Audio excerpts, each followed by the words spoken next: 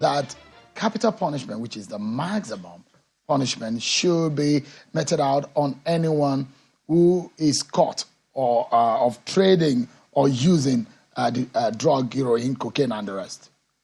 Number one,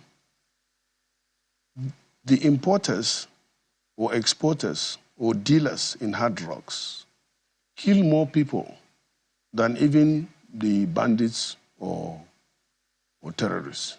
And in fact, these terrorists, bandits, kill under mostly the influence of drugs. So you have to nip it in the bud. We have in the previous act, life sentence. It did not deter. I want Nigerians to understand that Ndume is not proposing that you should just go and kill all the drug dealers. No. Death sentence should be a deterrent. And anybody that involves in such criminality means that he's ready to die for it. So if he's killed, it's not a big deal. And the earlier we do something, you can imagine what drugs has done to Nigerian youths and even the country as a whole, the image of Nigerians. So you look at other countries like China, yes, Saudi Arabia. China, Saudi Arabia, Taiwan, Bangladesh, name it, many. Is it working for It's them? working, it's working. If you go to the prisons now in Indonesia, China, where the drug, those that are waiting for their death sentence, that are drug-related crimes, mostly are Nigerians. But the human rights... If you go to Ethiopia here, yeah, the human which one rights is human rights? No, hold on, Senator. The human rights body, just reload. Which one is human rights body? Please, I don't want to talk about They've that. proposed... What of the human rights of those people that they are killing? What of the right of those people that they are killing? Don't go there, please. Talk about the right thing, not to human rights. Who this human rights that you are talking, who gave them the mandate? But this is not... Wait now, I'm the lawyer, I'm a senator, I have the right. People elected me to make laws, and you are talking about human rights. All these people that will go and open office and say they are human rights, fighting the rights of people. What of the right of the people that are being killed? The drug is killing our youths. The drug is killing our society. The drugs is giving our country bad name, and you are saying human rights. Maybe they are drug dealers too. Anybody that is supporting criminality is a criminal. I'm saying that the death penalty, there is a global advocacy against the use of death penalty as a deterrent or as a punishment. No, even in America there is death penalty. There is a moratorium. Even in America right now, they are killing, there's death penalty. It has not been, some states. There was a moratorium on the use of death penalty. No. It was a global advocacy. No, I'm telling you, law. don't tell me what you don't know. Death penalty is applicable in America right now. I'm saying there is a moratorium. Which one is moratorium? Moratorium is hold on the use because there are advocacy globally. Which one are advocacy? About These are promoters of criminality. They are promoters of criminality. You think that death penalty will actually be a good deterrent? Yes, it's the best deterrent. If you don't go and do drug, nobody will kill you. If you go and do drug, you are killing people. In fact, you have killed, mostly, that means you have destroyed the life of many people, killed so many people. So if they kill you, you are only one. And you are saving these people that would have died because of what you are doing. There are those who will say there is a kind of offense that is common to the political elite, which is corruption. Yeah. Why are we not using the death penalty? Let me tell you, point blank, if death penalty is supposed to be included in corruption too, I will support it. But you don't go, somebody that stole 1 million, you go and kill him, and then somebody that stole 1 billion, you go and kill him. No, but I'm in support of saying you have progressive. If you steal 1 billion, maybe you go to life imprisonment or imprisonment for 20 years. I support that. But if you go and steal, like some people are hearing 1 trillion and the government's money, that means you have deprived so many people. No, that person should be killed. So we should start thinking about that. That too. But let's start with the drugs because it's the most important one. And then if the politicians or public servants or whoever is engaged in corruption, no, corruption is they kill people now. This the Bangladesh recently sentenced a woman, a bank manager, who is to start for the financial criminals, you know, that are causing dollar to go up, that are doing, what do they call it, money laundering within them, the banks, you know, that are charging people anyhow, and then they are not accounting for that people. Before you come to us politicians, I know that is the direction you are going. We politicians, even if you call us anything, if you compare us to all the corruption, our own is a very small one. Our corruption is people-driven. You steal all the money, you go and share it with the people. If you don't, you are not coming back after 4 years. So that's the reason why most of you steal the money? No. Some will go and keep it.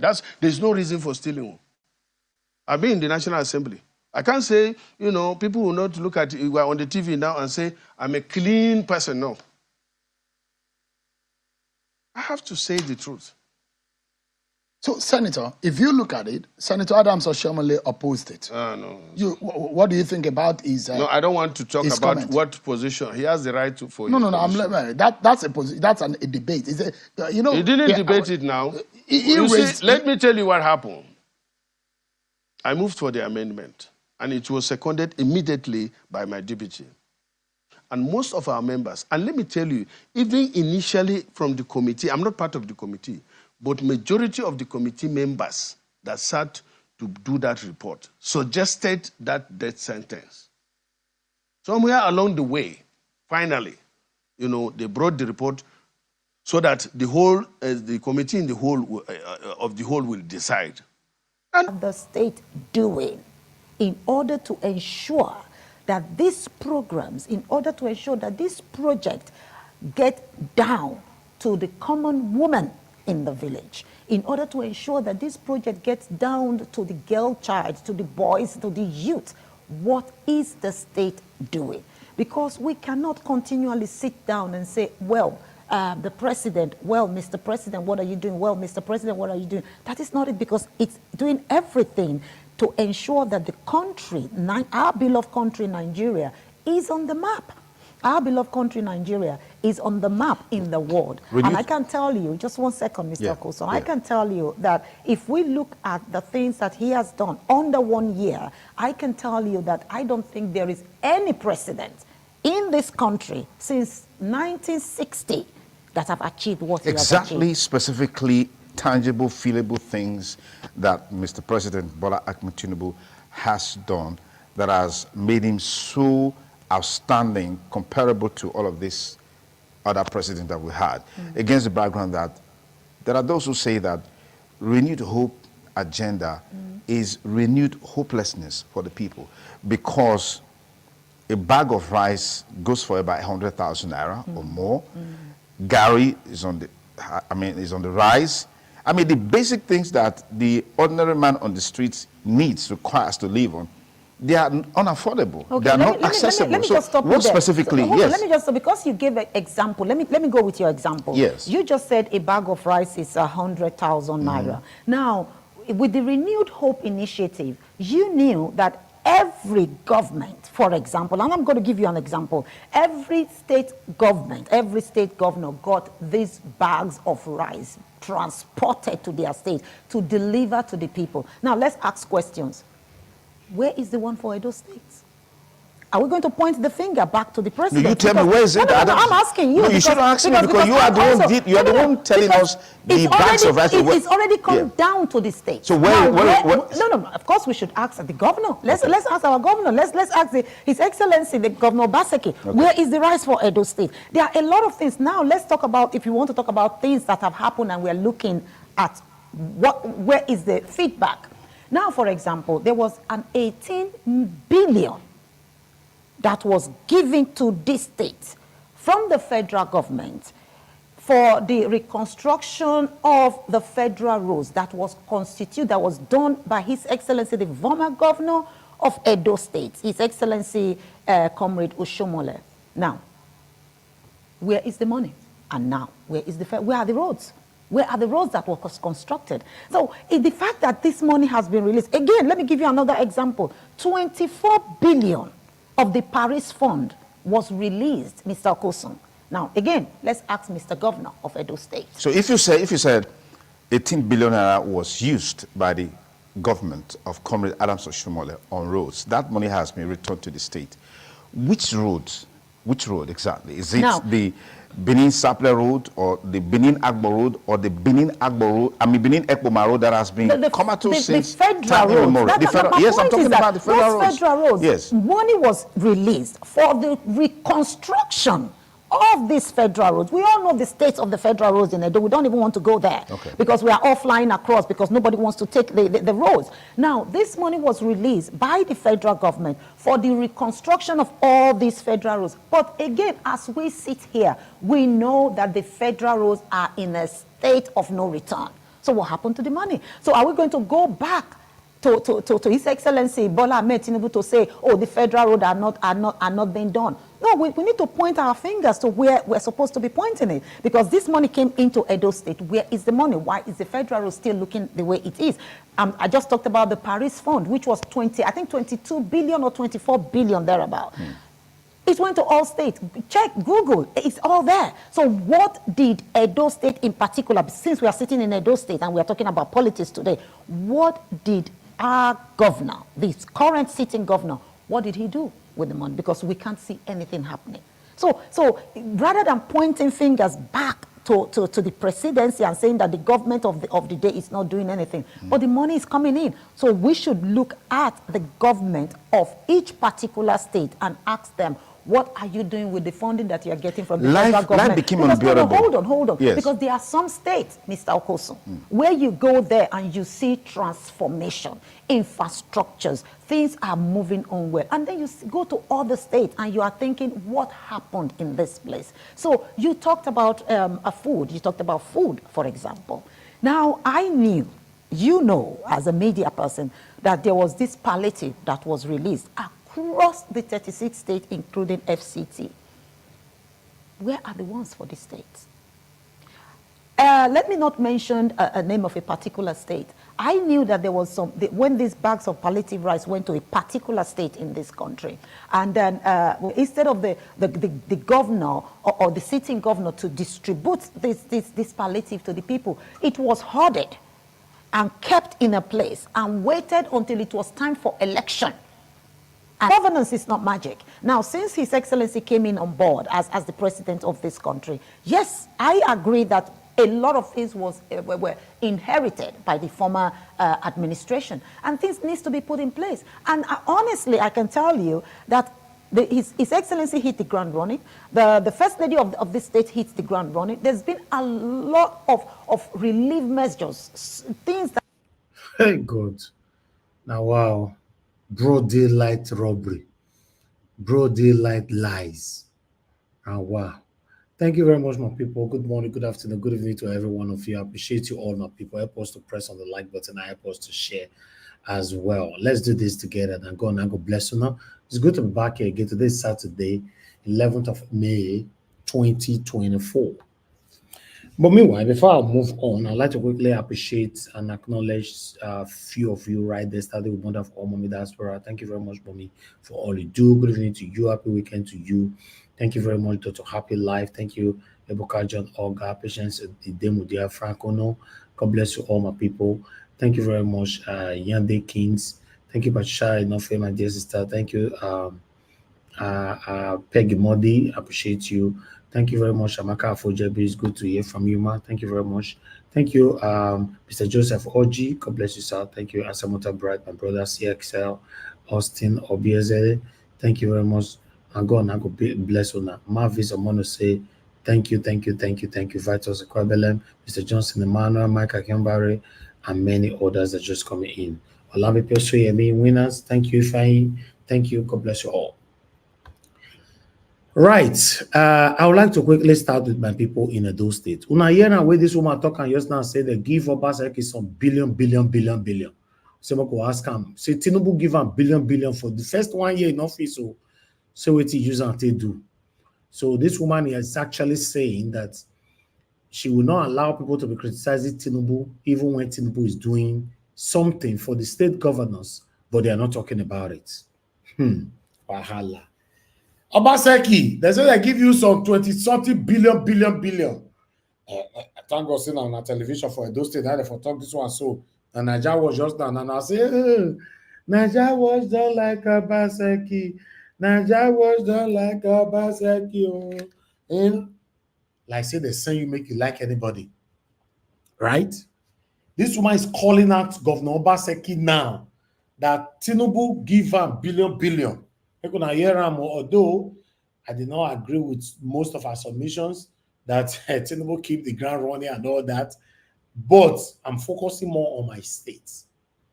But meanwhile, what do I know? Good morning, good afternoon, good evening to you all. Madam Patricia Tagbojimi, good evening to you, Mark. Thank you very much for all you do. Thank you, Jude King. Thank you, Keto Morris Aim once more. And many others. Ola Adewale, I can see right there, Prince in Jejima. Thank you, Peter Ife. God bless you all, my people. I'm just going to post out a link right now. For those of you that want to join today's broadcast, please come in on time and let's talk about these things together. I'm going to take calls first. I don't have any articles for you guys, although I have articles though. I have 2 articles. Sorry that I just said I don't have articles. I have 2 articles. I'd like to take this quickly because these articles are very, very important. Let me put this through. Bear with me, guys. Tinubu have taken some drastic decision over embassies in Nigeria. So I'd like us to quickly take this here. A link has been posted, yes. In case you want to come in there, you can click on it, join us here. Tinubu's government, as you can see right there on the screen, Tinubu's government orders foreign missions, embassies in Nigeria to charge fees in Naira. So what are they wait for before? In our country, now they see people, they pay school fees with dollar, pounds. Economy down and the verse the economy down. The right thing to do, you guys know, but you failed to do it. But doing it now, for me, I like this decision if they will keep to it though. Yes, you cannot be a foreigner and be in our country and be charging rubbish. You should charge us our Naira. We'll pay you in Naira. If you don't feel carry and we get lots of Ghana must go, we will take carry them. Don't worry. That's how it's supposed to be. Then people will start to appreciate and respect our currency. That's how it works. I'm not going to take that much. That is coming from Sahara Reporter. In case you want to read more, please go right there and read more. Thank you very much, my people. I appreciate you all. I'd like to quickly bring another one in so that we can take it from here. Thank you, Madam Patricia. I can see you already on the backstage in case you want to off your camera. Mr. Alex, I can see you already. I'll add you guys into the screen shortly. Let me quickly take this. As you can see, Peter Obi condemns recent abduction of Kogi's students. Yes, anybody that have a heart should condemn this. The former governor of Anambra State and the 2023 presidential candidate, Peter Obi, has strongly condemned the recent abduction of students at Confluence University of Science and Technology in Osara, Okene, Kogi State. In a statement posted on his official Twitter handle, Obi expressed deep concern over the security situation in the country, particularly as it affects the education sector. So Mr. Peter will be talk for this one, not be small, but I'm not going to take that because of time. So if you want to read more, always go to Para Facts. It's right there. But meanwhile, I'd like to bring our people in now so that we're just going to start talking straight away. I don't want to waste more time on this. And God bless my people. I appreciate every one of you. Should we take calls first? Okay, callers, 10 seconds. If you call in, that's fine. If not, I'm calling our panelists to start speaking. It's Saturday. We should get on with it. Let's talk about the things that's affecting you and I. Yes, so Obaseki, they say Obaseki carry 20-something billion. Waiting to give am. They say no use and do road though. Not be me talking. That woman talking just now. Some of them will love Obaseki. If they come argue with me, I'll play the video for and I said not be me. I'm only doing my job. Thank you very much, Mr. Shimize, for calling in. Sir. Good evening to you. Please talk to us. You have 3 minutes. Good afternoon, good evening. Thank you, sir. I greet everyone on Nigeria, Watch family. Nigeria Watch, you make me feel sad, like, you make me feel sad right now. The kind of sadness we are in during after election. Man, I don't know why I brought that this last video. It made me go angry too much. How you gonna bring that kind of that woman lying? She lied too much. What is he talking about? So this Tinubu is the best president. What are they talking about? What are they talking about? The best president? Hey, oh my God. Where are we gonna go from here, please? What kind of something is this? This is No cry. Please stop crying, sir. Stop crying. Don't worry. Nigeria will be better. Stop crying. Stop crying. Stop crying. Do you need a tissue? Do you need it? Stop crying, sir. Stop. Don't cry. Don't cry. Or you want me to join you to start crying now? A broad daylight lies. Hi, God. Oh my God. Everything this woman said, he said propaganda. She said, no, the one in a, excuse me, sir, the one from my state, not be propaganda. Oh. She said, Tinubu give Obaseki billion. And let Obaseki arrest her now. Let Obaseki arrest her.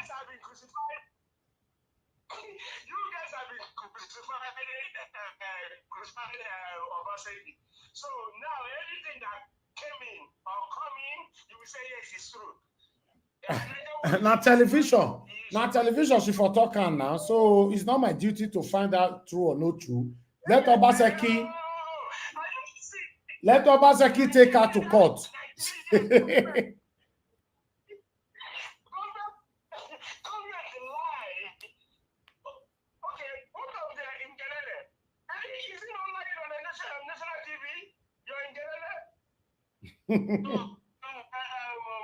Information minister, he lied to all of them. Give some propaganda. So he can't take them nowhere. Like Indume. That man, somehow I like that man a little bit. But he said something like I like, but some of his I dislike it, but in the area of this 0 points, the government action is mad, is wrong, is very bad. I condemn it. I don't know why Nigeria will never wake up. What? Hey, who will make Nigeria? What will? All right, all right, sir. Thank you. Your network is breaking. Your network is breaking, oh. Can you hear me? It's breaking, sir. Hold on, can you hear me? Okay, yes. Oh, yeah, round up, sir, please. Okay. Please, Nigerians, you guys need to wake up. And another thing, I don't know why every president that comes to Nigeria, they say he's a listening president. This woman keeps saying, My Excellency, My Excellency, My Excellency. Come on. Everybody, all the Nigerians, they have listening here. All the non-Nigerian presidents. No one is never. So all of them is listening. They have listening here. Where are we? Okay. Thank you. If government is doing bad, you promote them. If they do good, Thank you you. promote them. You never say no. Nigeria Watch, please. Thank you, sir. Thank you. Don't cry anymore. Sorry, sir. Sorry, I apologize. All right. Thank you very much, Prince, for calling in. Good evening to you, sir. Please talk to us. Hello. Yes, sir. Hello, Mr. Elvis. Yes, I did. Hello, brother. I greet you, sir. Thank you, sir. I would laugh one time I felt man where they cry because of Because woman where they lie. Like the first time when they see Nigerian women where they lie for where they win position. where they cry. Well, anyway, my brother, you see, you know, say the other time when I call, when I tell you say I'm in Biafra, you understand me?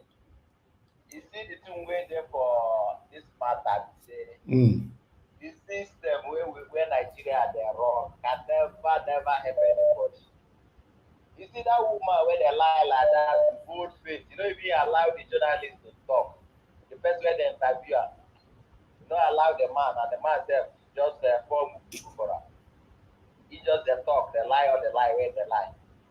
You see, what I want to tell you, brother, is say, you see, as they don't say so, Edo people, sabi Edo people, you know, go feel come tell Edo person say this and that, see how all the correct be, where you know go tell you how it be. Our people they talk for Igbo say language say person where be your person where be say na your family person. You don't go tie wrapper to take cover the wound where they for your leg. You know where all the whole patch where they for your leg because you are that don't there for home. Look at my brother. If you see Togo they see as they kidnapping. They talk about kidnapping for now for students there for where will be the condemned. Togo they hear anything like kidnapping. The last time we hear kidnapping for Ghana, all of them they pursue them. All of that as they pursue them for Ghana, what we hear from Nigeria we say visa on arrival, open border for them. All the whole terrorist herdsmen is inside Nigeria. That's why we say we the advocates for Biafra. Don't be saying that for selfishness. Under your own region, as they do this to be a nation. Edo man can hold Edo man accountable directly. Igbo man can hold Igbo man accountable. That's why I say it's the best way you wait there for your family. Don't be tie wrapper to cover all the parts here there for your leg. You know where it is. You understand me? If everybody do on their own as Togo, Ghana, Benin Republic, go there, go see steady electricity. Go their road. Now, in 50 years, never spoil the car road where they get there. Don't go that side. Okay? Their water, they get tap where they run. For Benin Republic, Togo here, where we just cross border, go see. All these people, they suffer, they don't get money like Nigeria. But because of the system of Nigeria, Alama Jari system, some people are lazy. They don't want to be responsible for anything. They don't want to contribute for anything. They just see the Nigerian system as a place, as a parasite system. You understand? Whether you work or you don't work, or just go for Abuja, go collect money and come spend that. The people will suffer. You understand me? So see as dem dey rule Nigeria, they comot square subsidy. You know the people they shout, they die on daily basis. Nobody fit buy medicine now for Nigeria. All common man no fit buy medicine. Hospital only to pay for the card, you no even fit pay. People are dying. People wey dey die every day, you know, for sickness pass people wey even the terrorists dey kill. But government no get record for that. And the people wey our people no even know. You understand me? So my brother, Thank you. It's what they tell you, it's what they tell us, you see this country will be Nigeria, that system. Thank you. Give them all this Alama Jari grant to everybody to carry cow enter your house and then all right. Thank you. Thank you, sir. If that system no break, my brother. Thank you, sir. Thank you. Okay. God bless you, sir. Thank you so much to my brother for the opportunity. God bless you. God bless you, sir. Continue your good work. God bless you, sir. Thank you, sir. Okay, let me take just 2 more calls, then we are done. My brother, Bright Asemota, I'm returning your call. Quickly pick up and speak to us. Guys, press on the like button, help us to share. Do your part as I'm doing my part right here. Okay, Bright Asemota, if you're there, please talk to us, my brother. Good evening to you. Mr. Niger Wash. I greet the house. I greet everybody. Thank you. I saw some of your headlines. Mr. Niger Wash. If we talk from today, go reach tomorrow. Now here we did, now we still there. You know the problem? You know, this is one of the problem I'm having with the Labour Party and Peter Obi. You cannot start advocating for a change when the channel for making that change, it still remains the same channel that the whole process will still go through. There will never be a change. I don't see. Dollar is going up as we speak. Bag of rice is flying. No fuel. Everything is in the chaos. Again, everybody is saying, oh, well, what do we do? What do we do? As we are doing that today, tomorrow, next, before you know, we are going closer to the end of the tenure of this current administration. And nobody has given me free to say, okay, now, let us forget whether Gary go up, price go up, or anything. Let us focus ourselves on how to remove INEC from the company body for the electoral process in Nigeria. Let us have an independent one that agrees with the citizens of Nigeria so that we can elect people who we want. Because if the process, the INEC process is not changed, now that we still go into a comeback. Now where we did. That's it when we have senators like that man talking to Shehu. And sometimes when we see all these media houses interviewing all these senators, let me tell you, most of those big media houses, even to arise, they are all owned by the CEOs are all politicians. Sometimes all these are just avenue to stimulate the minds of the Nigerians as if they are doing what they are supposed to do. They are asking questions, whether they just ask the question and it dies them, just to feel as if, oh, they are on your side. Nobody is on your side. It's a propaganda, it's an agenda. Because all these politicians, we have invited these people, and before we still tell them that you cannot ask them questions, the journalists cannot even say anything. At the end of the day, the man will go, whatever he says stands. Nothing changed. Like that one that was talking in ITV News. The journalist who was asking that woman question just now knows that Tinubu has not done anything as we speak. And somebody is talking to him like that, and you are a journalist, and you are taking him in like that. Then the people will say, well, I did not try, and I asked him my question. All our is a system. Nothing changes. Because we have been like that for years. INEC, I tell you yesterday, INEC, they put us blue black. People is not in the middle sleeping. What else do you want? And you are saying, we go see what you go do. We go mobilize. Mobilize what? Who are you mobilizing? If INEC remains, nothing change. That is why Peter Obi, instead of the opposition, leave whatever Tinubu is doing, Peter Obi should focus on INEC because they robbed him. He should focus and advocate for people to support him. INEC must be changed. There must be an institution that aligns with the people's consent. If not, Peter Obi cannot get what he wants. That's the one that we take. Mr. Davis, every evidence was clear in the last election. Even Black man say, so that it is open. Which let me tell you, which other force are you going to use to get 2027? Well, I want a war. How do you be that? It's not possible. It is not possible. It's not possible. It's not going to work. If we don't start advocating, let me be saying that one I will don't talk. We don't need INEC again. We don't. Everybody is talking about the election in Benin now. We are running that. For you to go and stand again and vote as they are going to do election in Benin now. It's as if you yourself, you are agreeing with the corrupt system. You are part of the people. You are participating in the program that will bring people that will come and ruin your life. If the people got it and say, no, I'm not a partaker of this exercise. I don't need it. All right. But by the time the people still continue, you still go there and vote. That means if at the end of the day they bring somebody you don't like, you cannot confront it because you participated in that election. You cannot call it a fraud because you participated in the fraud. Thank you. Thank you, my brother. Thank you very much, my brother. I appreciate you. Thanks very much.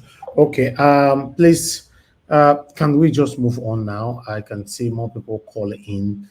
Okay, let me take one more call. Just one more call. I'm returning this call quickly. Pick your phone now. Pico. Thank you very much, Mr. Emmanuel. I'm calling you back. Good evening to you. Talk to us. Thank you very much, sir. Please go ahead. Talk to us. I was on the last week just now. What do you expect? That woman, she's the women leader, Embassies. What do you expect? You don't expect her to close up as a now. All what of him was just lies from the pit of hell. Are you getting me, sir? Mm-hmm. What he was just a pit of hell. I do not believe that APC will give PDP to guide billion to do roads. I don't believe that. And as for the governorship candidate, I'm rooting for Asun Witaro because he's the most competent among all of them. Okay. And the deputy too, both of them is good to go. They're the most competent among all the candidates. So I'm rooting for them. No, I'm not in Nigeria, but I will tell my people in Nigeria to vote for Asun Witaro, PDP. Hi. Thank you, sir. You don't see on scatter table now. Thank you. But our choice now, you just ask the people by choice. That's yes. So I have my people. Okay. Vote for. Okay. Thank you, Zach. Thank you. All right, let me take this call. Hello, good evening to your name and where you calling us from. Hello, Mr. Najawash. It's me, calling from Italy. Thank you, Mr. Owabek. Talk to us, sir, quickly. Good evening to you. I beg you say one word just now, say about the billions wey they give Obaseki. For me, Obaseki, but the man is say maybe you know do Shani, but he still try for the those days. They will say I still go the I still see so many things. Okay. Very good and so many things very bad, especially for the security. So at least make those people make they ask Obaseki the billion way Tinubu give them. Not be Najawash talker. According to you, now their media. Now TV talker. May they not ask you. May they ask their media.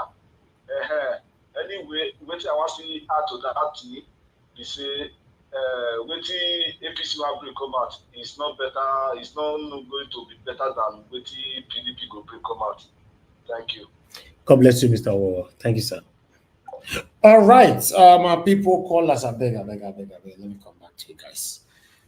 My people, one a day, we're gonna press on the like now. What did they happen? Why this like in the paper or not to press on? Okay, let me call on the people on the panel. I would like to quickly prioritize Mr. Alex. Then I'll come to Madam Patricia Tagbojumi to speak to us. Mr. Alex, if you're there, please speak to us. Good evening to you, sir. Yeah, thank you, Mr. Najawash. Can you hear me? Yes, very clear. Yeah, thank you for the great work you're doing. I say, may God bless you. And I say, Bobo Lobuna, the voice of the people remains the voice of God. And my fellow panelists, thank you. Those on the comment section, and of course, viewers worldwide and our enemies amongst us. Thank you for taking out time from your busy schedule to join us. You know, the federal government, we know, Nigeria, as we know, it has been a pain in the body of Nigerians. The country, for me, is not fair to citizens. The leadership of the country, especially at the federal government, they don't care. The senators don't care. Look at what that man was saying.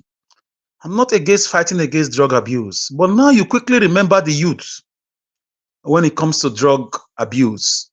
But when it comes to job creation, you pretend that you don't know how to create the enabling environment for youth to thrive by providing electricity for you to have small businesses. A young man who wants to establish a barber salon, the first problem after hiring a shop or getting a shop is electricity. You go around the country, it's about generators. Some of them will think about that idea, but they will get discouraged. You are not putting up a motion to address the causes why the youth are going into drug abuse, the failure of government, the looting spray by politicians, governors, including senators, rep members. You are blaming the youth who are caught in the web of helplessness. What have a Nigerian youth ever gotten from the Nigerian state? Go to different countries across the world, even countries that don't have oil. Youths are being encouraged to study by giving them stipends for their transportation or for their education. Government pay youth to go to school. Norway is doing it. Even Botswana is doing it in Africa. Go to Sweden, they are doing it. They don't have oil. They pay young people, citizens, $400 for their upkeep as a student. Go to UK. They have student card. They subsidize things for students. If the normal person is buying something for £3, but as a student, if you have your card, they will bring it down for you. These are things that they will never discuss in the Senate. You are quick to remember the youth. You are quick to condemn young people. You are quick to condemn people from going into drug abuse. Some of them are not drug addicts. It's you senators and the president and the governors that turn them into drug abuse, into drug addiction, into drug addicts. I mean, I wish I was in that studio to look in the eyeball of that man and have a debate, honest debate with him. What has the Nigerian youth ever benefited from this country of theirs? What is the security? Can a young man carry, agricultural produce from Benin City, from a farm in Benin down to Kano, without being arrested and kidnapped along Abuja Lokoja way? Some of these youths have turned to different things. I really pity them. They are victims of circumstance. They didn't ask to be born in Nigeria. Nature brought them here. No plans for them. You pick up a few of them out of 1 or 2 million. You pick up 7 or 8 of them, and you abandon the rest. So I do not like it when they only remember the youth when it comes to bad things. What about the education? The universities, all of them are in bad conditions. Bad toilet, bad library, everything bad. You will never want to do anything as a federal government to see how we can encourage these young people to go into businesses, to go into farming, to go into different things that they want to do, to bring their dreams to the table and see how we can motivate their dreams and see how our government can come in. A guy was telling me, he said, if you are born in Finland and you are more than 20 years, he said after university, if you have any dream, you approach there's an office at the county, like we call local government. You tell them your dreams, the council will sit over it. If the thing is attractive, they will invite you over and sponsor it and give you a loan, a grant that you can power that investment and you can pay back in 20 years' time at your own convenience. That is a government that loves its people. So I'm not encouraging people to go into drugs, but I don't just address problem from the roof, from the branches. You look at the roots of a problem. The Nigerian governments, they are just evil. They don't care. Up till now, they've not talked about emotion to address why do we have electricity problem? Why are they running from that problem? Why are they running in the Senate, in the Rep, as governors? They have governor forum. Why have they not addressed it? Youth are leaving the country. Engineers, doctors, lawyers. Why have you not addressed the causes? Why are they all running? What is pursuing them in different states? As a federal government, brain drain, you are not addressing it. You are quick to move emotion to create death penalty. Look at how they behave. If I talk now, they say I've started again. If I say that is animalistic, you can't just be creating death penalty when you've not created a source of help, a source of succor. Countries that have death penalty, they have 24 hours electricity for young people to create businesses, to create factories. Countries that have death penalty, they have good roads to carry their goods from the farm into the cities to make supplies. Countries that have death penalty, they have a good government that give them water to drink as you pay your bills. Countries that have death penalty, they have loans for students to go to school and they can pay after they finish schooling. Countries that have death penalty, their young people are not leaving the country as if there is a war, and yet we have a government that are busy treating, trivial matters. You are just copying it. Death penalty. Look at the way he was talking. He was sounding primitive. He was sounding archaic. He was sounding, nambic bambic. The guy was just off. He was awkward. You are copying China, copying Singapore. Can you give what China is giving to their young people or to their people? Can you give them?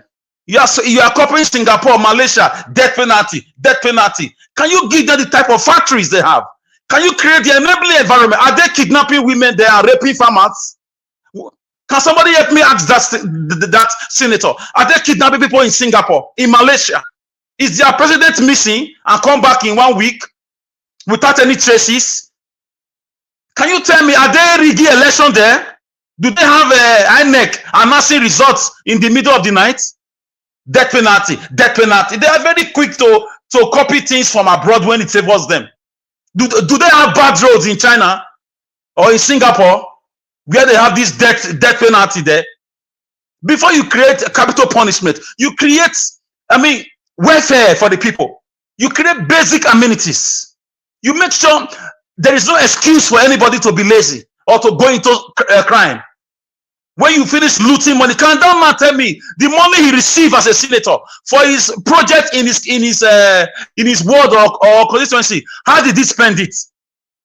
A senate where they are creating, giving 100 something billion for borehole. They are still talking about borehole in 2024, and you say death penalty. I just look at them like I question their academic foresight to go. I just look at them like these guys are not ready. Like somebody rightly postulated last few days that they are not intentional to solve the Nigerian political class. They are not willing to solve Nigerian problems. They will pick what favors them and throw away the real problem.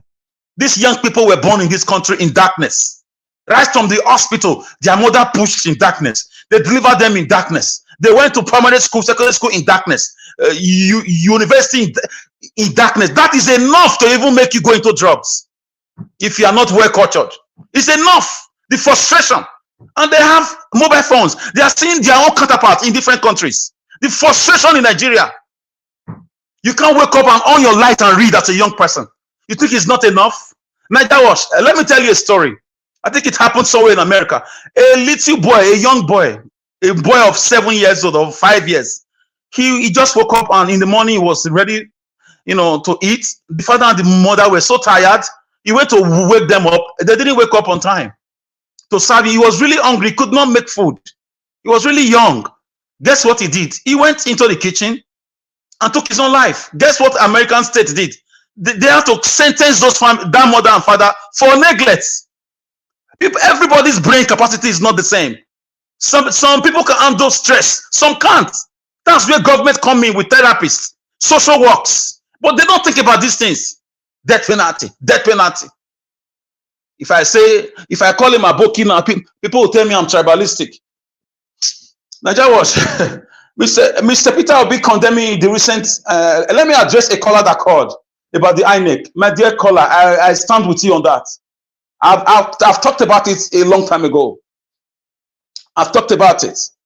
I know Mr. Peter Obi is not physically revolutionary.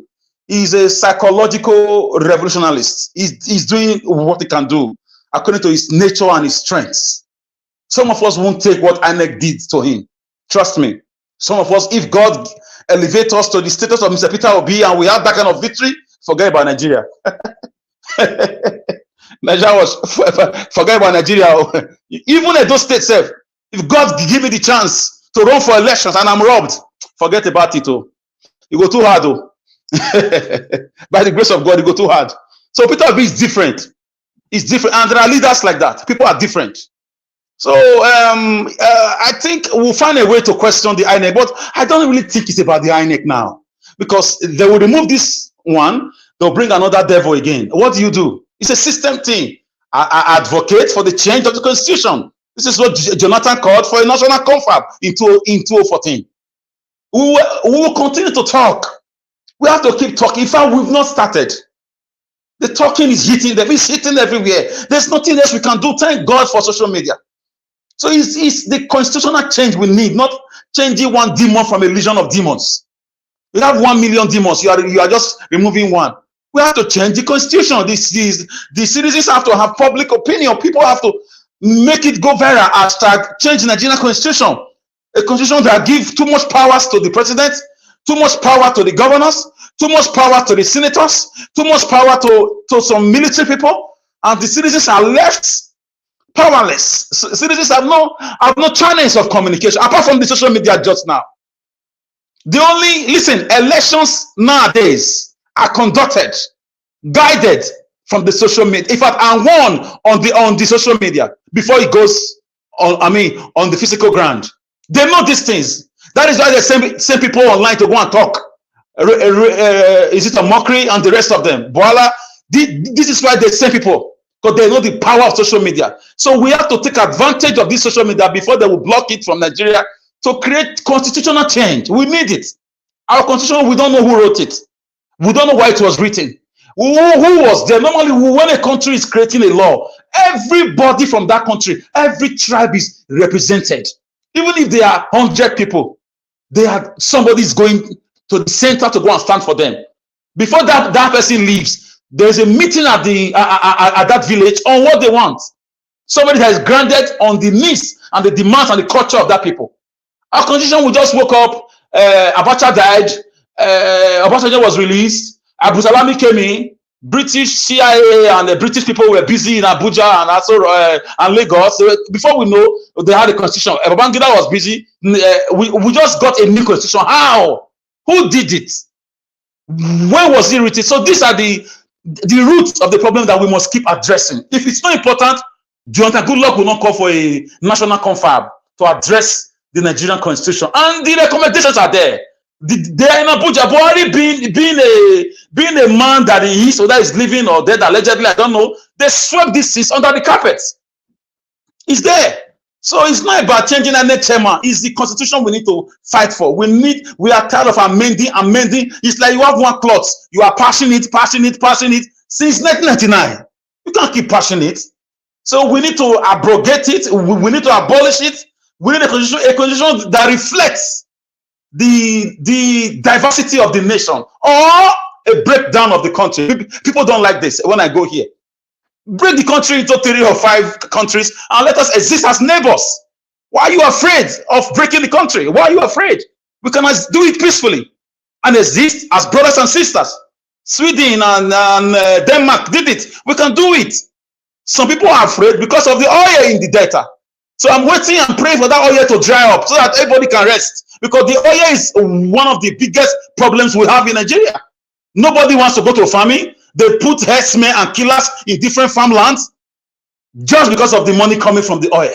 When there was no oil, we had cocoa, we had granules, we had rice, everything. Ekpoma rice, Abakaleke rice. We've left all those things.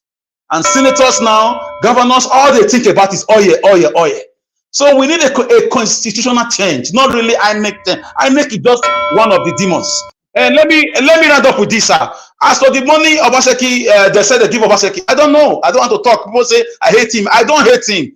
Edo State is 20 years backward. We don't have one good primary school under Obaseki. We don't have one good market under Obaseki. They are not accountable to us.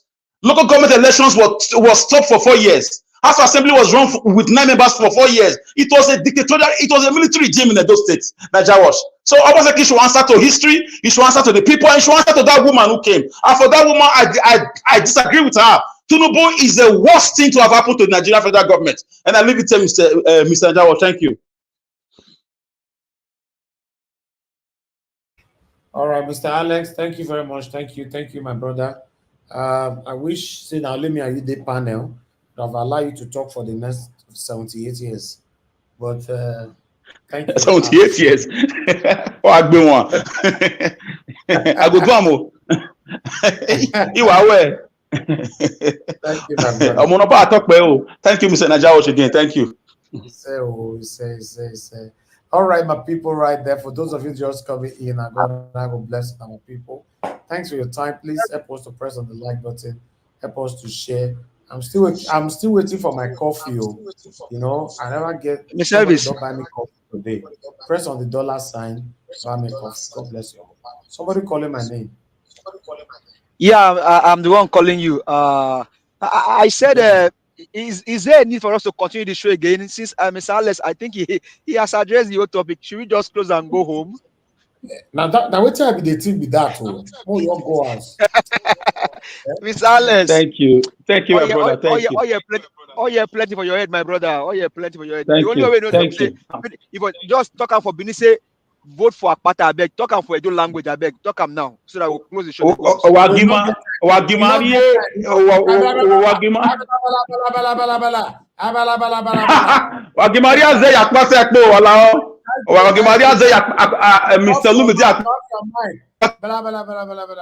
Thank you. You people cannot be playing politics with time. Give us a man that just came from nowhere. You are now saying, in fact, I don't know my trick now. Madam Patricia. But if you appeal, Mr. Elmi said this man is speaking the original Edo language, not people that need interpreter. No, if I tell him I talk for a minutes, it means don't finish. When I'm not going to play politics with minutes for your beg. What is this? Finally, I don't get coffee money. Somebody don't buy me coffee. What did they happen? Thank you very much, Dr. Happy Line. God bless you. I'm really, really grateful. God bless a lot of people. Thank you very much, sir. Thank you. All right, Madam Patricia, we are waiting for you. I don't call you now for the past 67 weeks. Good evening. I was just waiting for you to round up. Yes. I know. I'm just joking. Thank you, ma'am. More people should, let the coffee money keep trickling in. It's important. The laborer is worthy of his wages. So Mr. Evans is always here, informing us and carrying everybody along. So, yes, he deserves to be rewarded. Thank you so much. I want to say a shout out to the people on the comment section. Thank you. And of course, Mommy again. Mommy Diaspora, thank you. I love you. And then the panelists. Mr. Alex, not true. I think all of us are supposed to just close this broadcast now and say bye-bye today. And let's give Mr. Elvis, a day off because you've already addressed everything. So I don't really have much to say because you touched on all that was presented and, you made your submission made points in every way. So thank you again, Mr. Alex. But Mr. Alex is no longer in Nigeria. So why is it being prioritized? No, help me ask Alex location. No, you know whether I don't return. You know that I don't return. Alex go there, Magba. The second minute he did Uganda. The other one, I'm doing it for you. I'm doing it for you people. I need to be alive. It's not easy. Please let's protect my beg. I beg protect our beg. How can I protect our beg? Protect our Alex. I beg. I hear you. VIP. Okay, we just leave it like that. We thank God. It's okay. I understand. Yes. Oh my God, the woman that came. I think that's why I even joined today because I've been busy in the past 3 days, so I wasn't able to join the panel. But I heard all the things. After my program, I tried to join. I mean, it's been a lot of lie spilling here too. It seems these people, they are all the same. It doesn't matter which party they belong because they are all PD, APC. So that blood is running. That blood is running in their veins. They cannot but lie. It's only lie that they have. They don't have any market to sell. Their product is bad, so they have to sell only lies. And I thank God that my co-panelists here, we are not here to deceive people. We are here to speak truth to power and to inform people so that to give them the right knowledge that they require so that they can make an informed decision. Because after all, at the end of the day, the decision will be theirs. And the information that they get will make up what decision they will take. So I'm sounding it again that anyone coming here, please, if you are coming, come with facts, come with truth. Don't come here to deceive. This platform is standing for the right thing. We are standing for truth here. So don't just come here to try and deceive the gullible. We will definitely counter you and we debunk whatever you are coming to say. So that woman is clear that she's also, all of them, they are, like I said, everybody know that she was lying, but she was going, still talking. And the worst part is that they don't even let anybody talk when they are on that their gear, they just put it on that gear and continue. They keep raving it. No matter what you want to say, they try to silence you because they don't have anything to say. It's a shame that this is how people have reduced themselves to because of Ipaje, with the motion being raised of death sentence. I mean, come on. Like Mr. Alex said, I mean, you have to. Anybody committing crime in Nigeria these days, apart from maybe if they kill another person, by another person, should they actually be held responsible? Should they actually be punished? You know, that's another question, because for you to curb crime, you know, you have to put enabling environments for in a place in every in every aspect of their life. You have to create job. You know, an idle man is the devil's workshop. That's what we know. It's people that are not idle, you made them redundant. They are not working. They don't have anywhere to go in the morning. What do you think will be talking to them? The devil will talk to them. If you're not making good of children for good, something else will make use of them for evil. It's either good or it's either evil or good. It's either light or darkness. There is no middle ground. So, but these leaders, these people, in fact, I don't even know what to call them leaders. I think we will stick with the word reigners. You know, they think things will just happen like that. You know, so how would you expect, you know, our youths to turn out right if when they are being disenfranchised from everything, from the common patrimonial, they don't even know where they belong, because they are not carried along, they are not catered for. Nobody cares about them. So what do you expect? Why would there not be drug abuse? Why would there not be all manner of crime in the society? Why would there not be? You know, crime, I mean, being not putting your youth to work, you know, is a recipe for disaster in crime, in increase of crime. Because they have to work. The youth are energetic. So they need to, you know, be active. They need to be engaged in positive um, things, things that will bring their good side out, things that will inspire them positively. Because if you're not inspiring them and you're not encouraging them, you are not empowering them positively, something else definitely will do. The result is what we are seeing now, is the result. So they cannot be complaining. You cannot sit there as a lawmaker and not look at the root cause of your negligence. You know, your negligence as leaders. You failed the common Nigerians. You failed the youth. And you forget that the youth are the future. The youth are the future. Any people that neglect their youth, they have neglected their posterity. That's what it is. Because how? The youth are the future. You are already going to your grave very soon. Most of you. The youth are the ones supposed to carry this country called Nigeria going forward. And here you are, you neglecting them, making them not useful to the society. So what do you expect? If they're not useful positively to you, they'll be useful negatively to you in the other way. So that's what we are seeing. Nobody should be complaining. And they shouldn't complain. If you want a better outcome of your youth, go and set up industries. Go and set up, you know, enable environment, create jobs, bring light, you know, let them have 24 hours electricity. Very important. You know, repair the roads, build more roads, construct more roads, and you will see that the youths, they will turn from not useful or useless, as you both call them, to productive and useful youths, and the crime rate will also drop drastically. So that's that. Mr. The INEC, now constitution, now everything like Mr. Ale said, the constitution is what we need to start pressing for.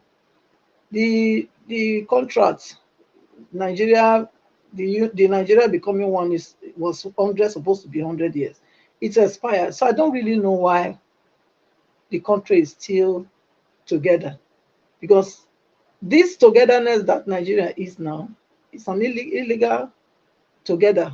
You know, it's an illegal thing, because the contract or the agreement, yes, was for 100 years and it expired 2014.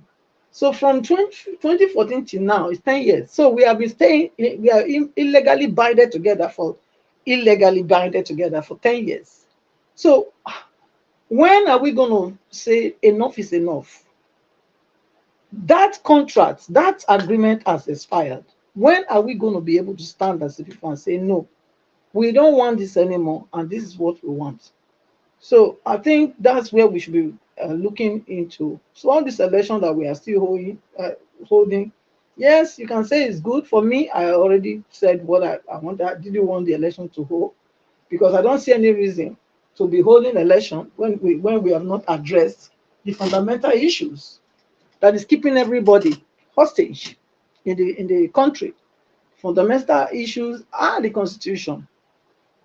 The constitution is one-sided, and until we address that, then I don't see anyhow anything is going to change, because a constitution that gives immunity to the governors and the so-called president, and they can do and undo, they can do and undo. So how do you really how do you bring them to book?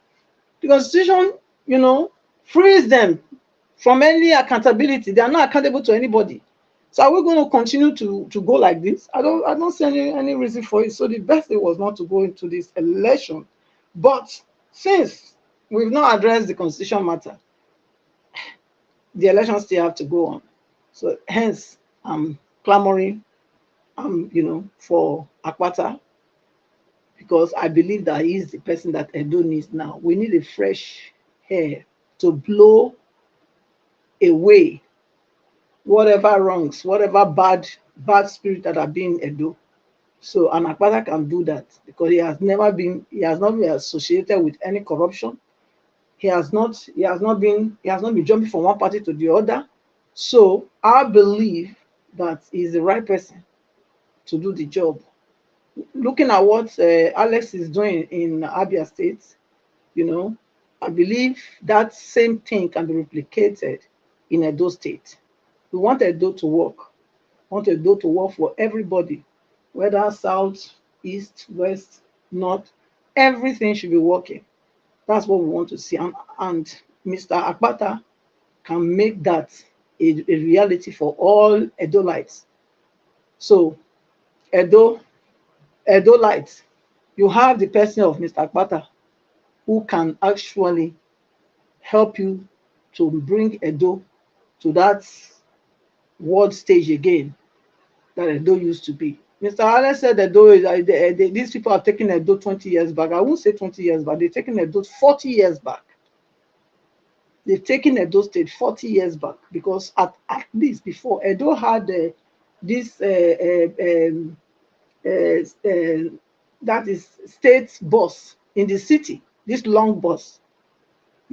Today you don't see those. I don't see them often. I don't see much of it. I think I saw only one, and it was looking very, very old or something. Before, you have them everywhere. This time around, it's only maybe some areas they normally drive. I think it's from Ring Road to Uniden. That's where I saw it. I didn't see it any other place.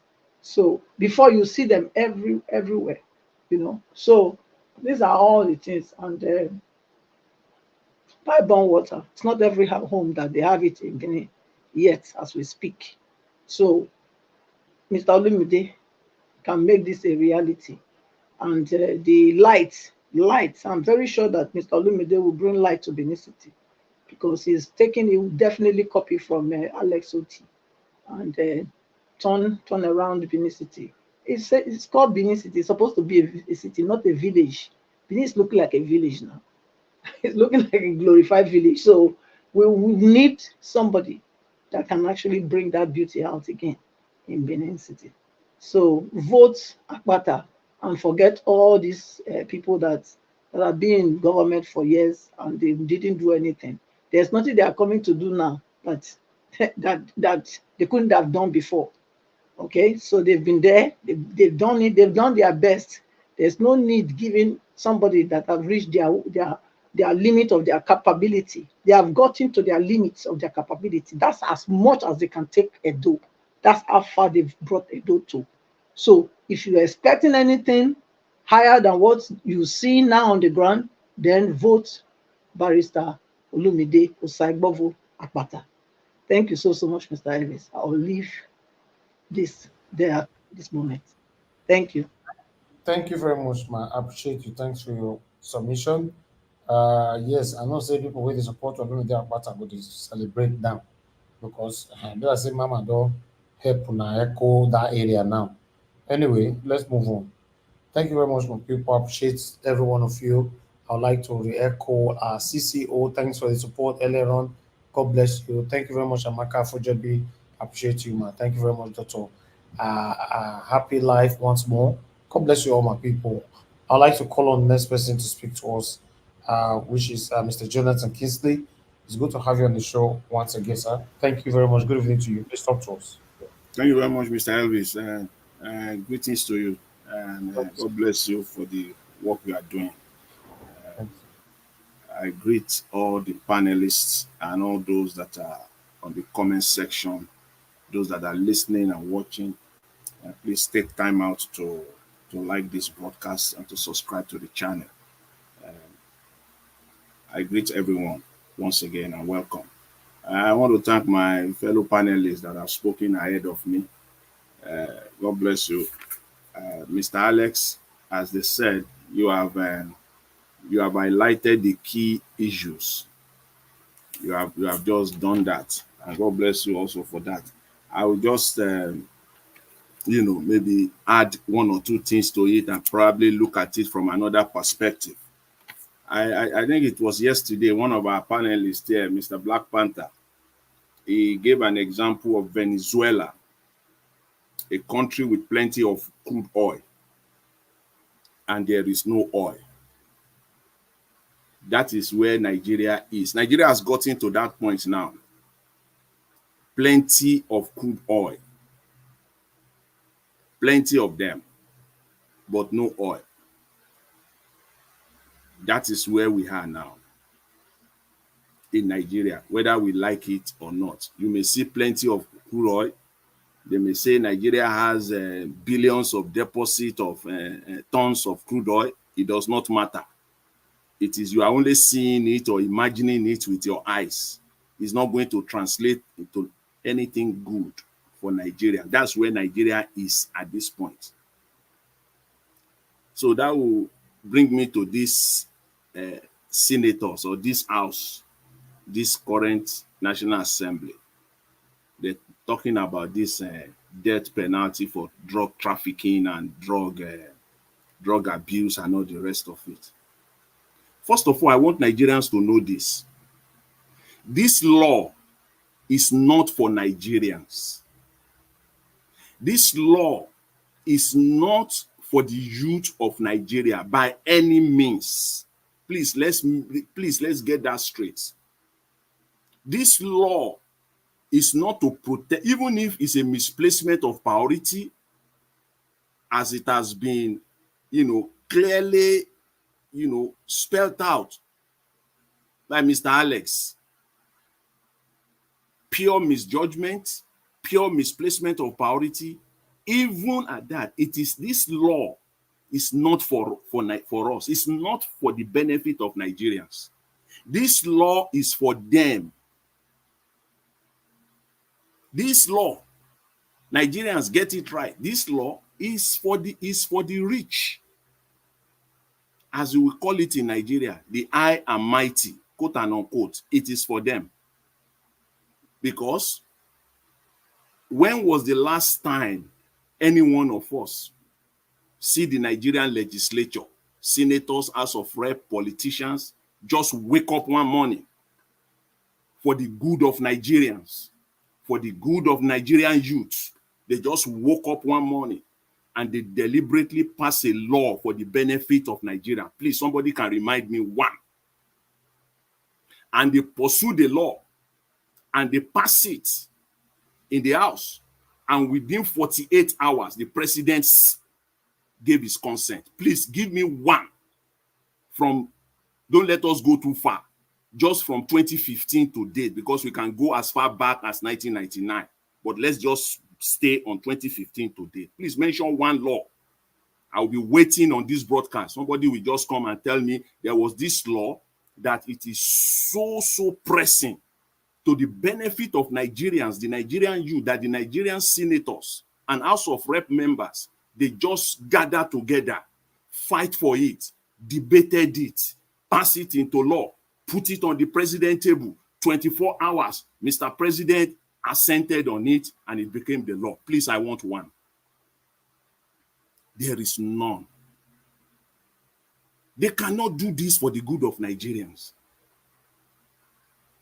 Are you telling me that this law that they are now pursuing is for the good of that junkie under the bridge of Ojuelegba?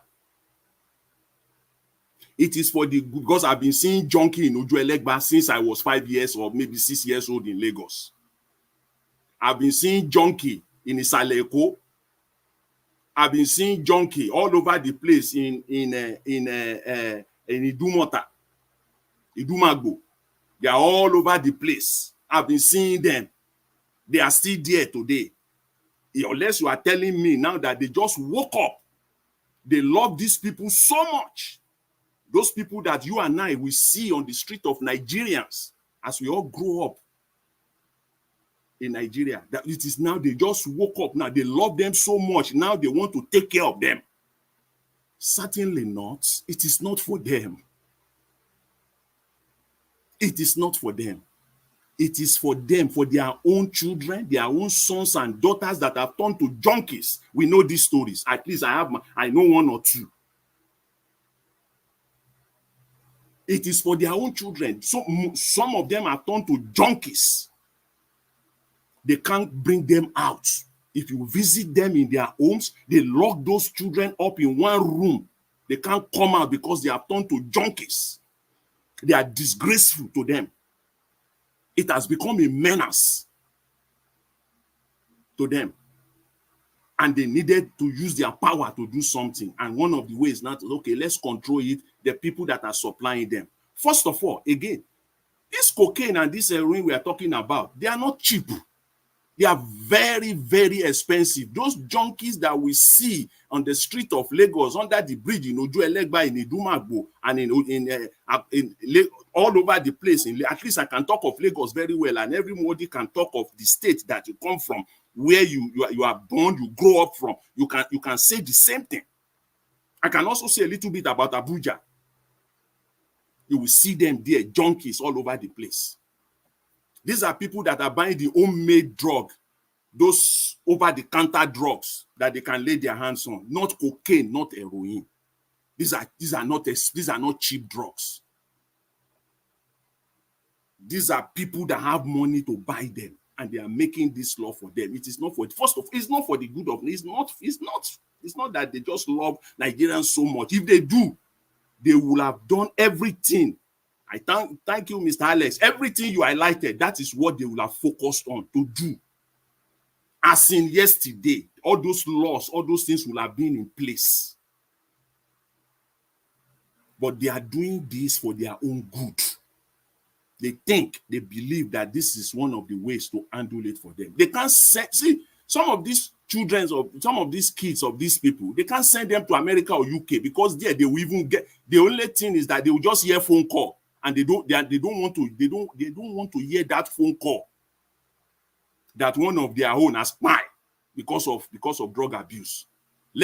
Keep them in one room in Nigeria where they can be monitoring them. Most of them have turned to junkies, and they want to deal with the suppliers. That if there is a way they can deal with the suppliers, maybe they will be able to deal with this menace. It is their problem mainly. I know every society have drug problems, but mainly in Nigeria, it is the problem of these people. And if that is the way they are getting their own punishment, so be it for them. Don't let them come out here as if they are working for Nigerians. Far be it. They are not working for Nigerians. This one is for them. It's for them. Because we have junkies all over the place in Nigeria. You will see them on the streets all over the place. Which welfare program do they have for them? Which social program do they have for them? None, zero. Just wake up one morning and now say death penalties. So we know all of this. We know all of this. These people, anything they do, whatever they do, it is mainly not for the benefit of Nigerians. First of all, it is for them. We are not fools in Nigeria. No, we are not. This woman, this Dr. Alile that was talking, is one of them, a sycophant who does nothing. I don't know how she gets her living, her money. Well, best known to her. But this kind of people, you know them when you see them, when they are talking. Presenting Nigeria just as the politicians are doing, that Nigeria is a normal country. I've always said Nigeria is not a normal country. And they continue to pretend as if the country is normal. This is one of them.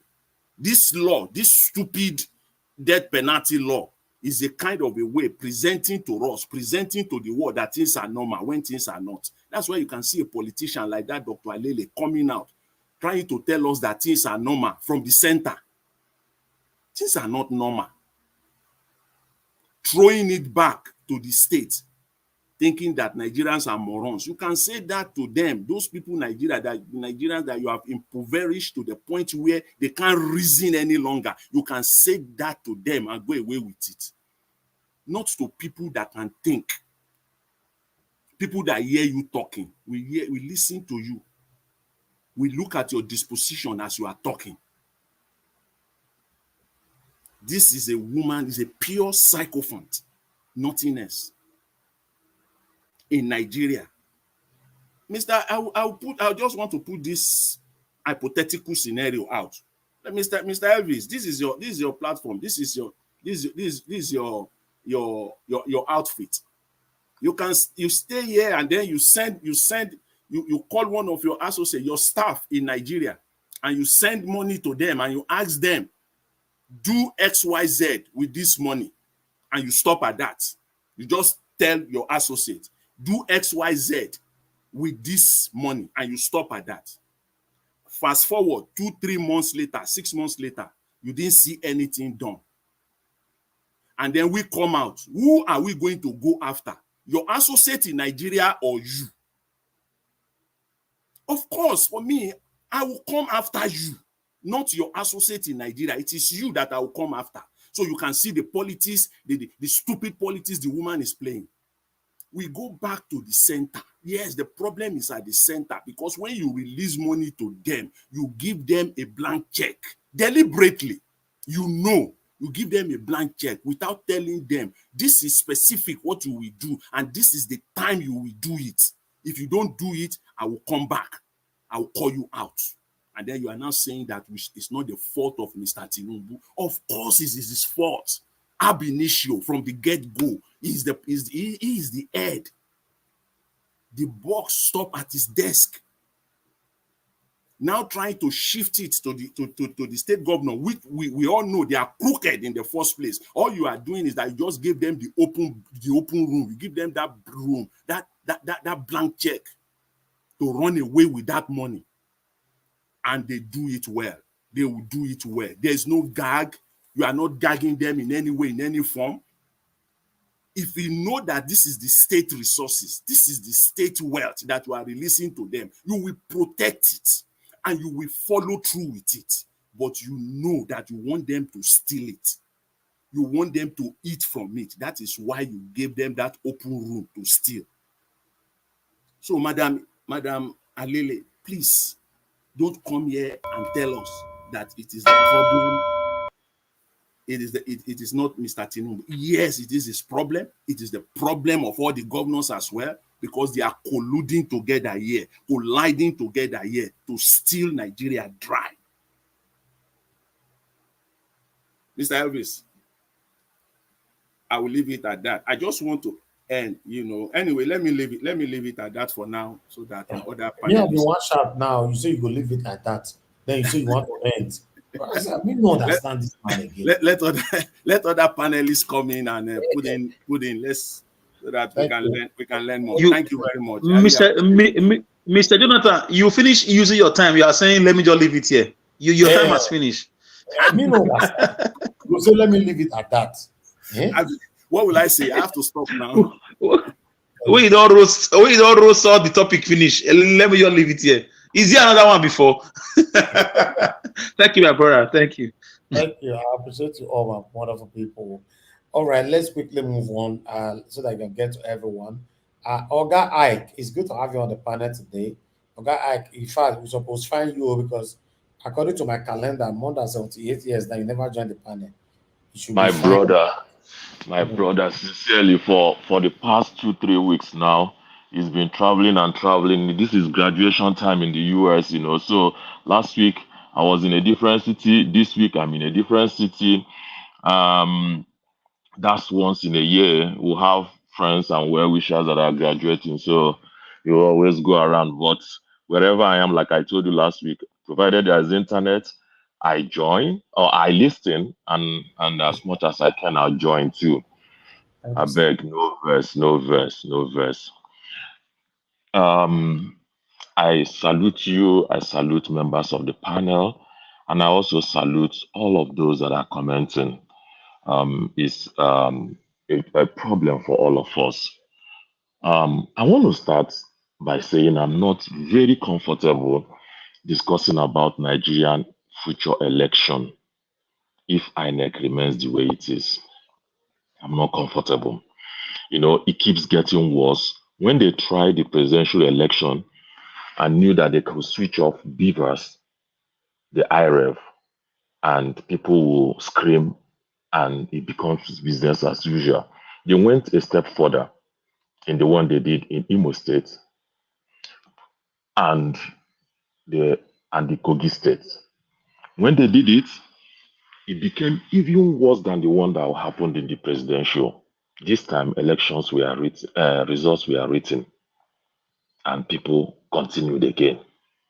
Now, if you see the primaries that were done in Ondo State, it even went worse. And people have talked about it and have moved on. Now we are talking about Edo. Each time we participate in the election is actually a premature, is an approval of the process. So if we don't deal with this INEC issue, all this time we spend, all this strategizing we are doing, one man will sit inside his office and score through all of those efforts. That's why I'm not very comfortable talking about the election, because that umpire is designed to fail. It's not designed to give us a transparent result of an election. That's why I'm very, very uncomfortable talking about the election in Nigeria if INEC remains the way it is.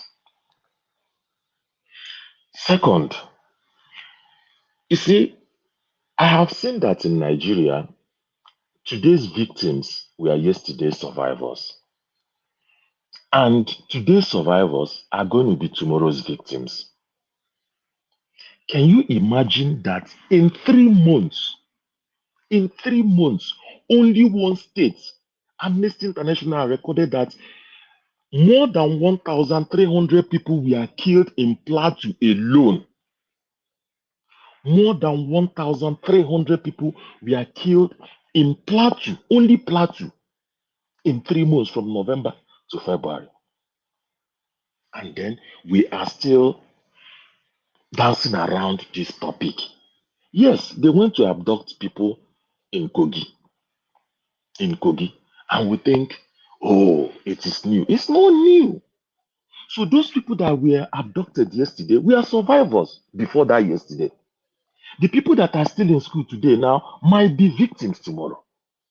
And the list goes on, and nothing seems to happen. Nobody is ready to talk because it hasn't gotten to him.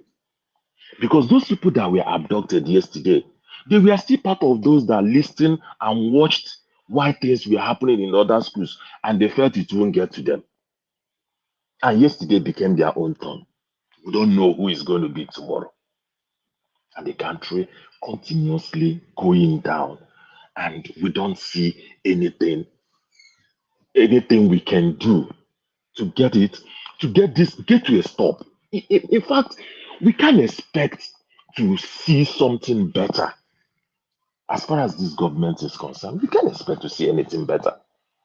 It's actually to stop and start again and see what we can do, or else this whole thing will continue to happen.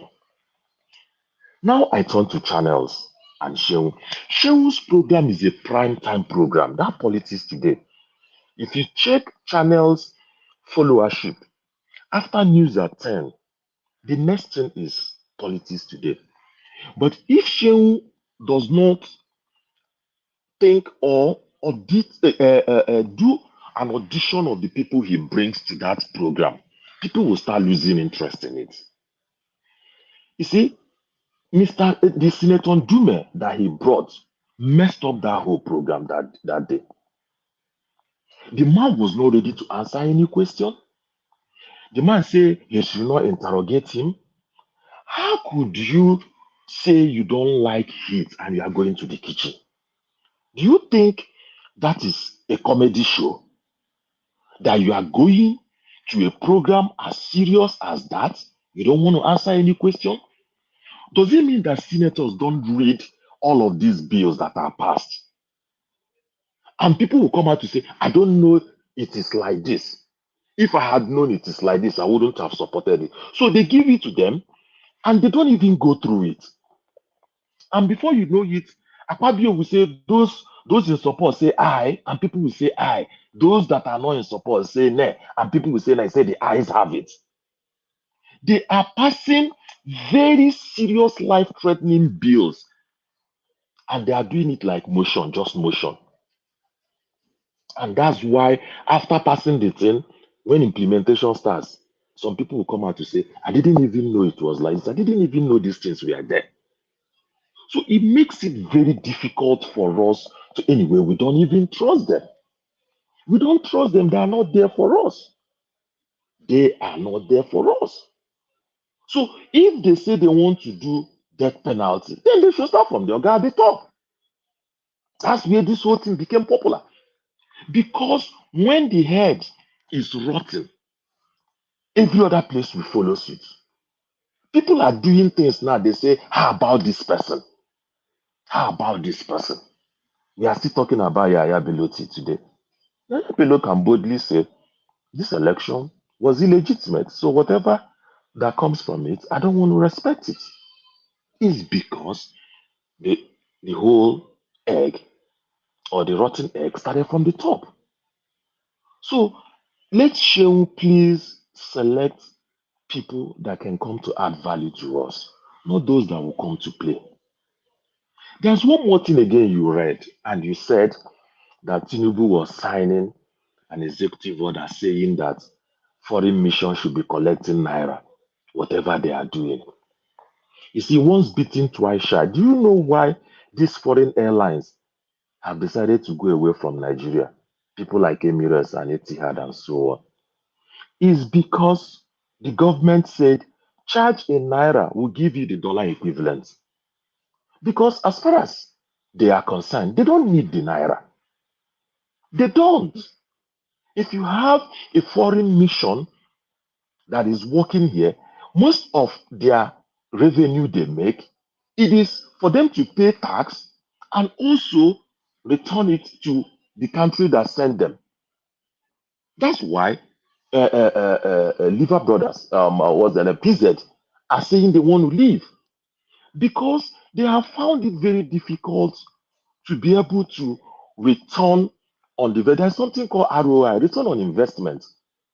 Somebody cannot come and invest in a country and you cannot return anything to that investment. Most of those foreign missions you are seeing, the staff, some of them are not Nigerians. So they don't pay them in naira.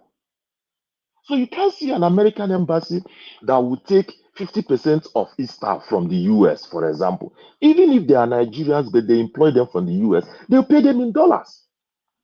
So a situation when they force you to charge in naira, and the central bank will say, oh, charge in naira, will give you the dollar equivalent.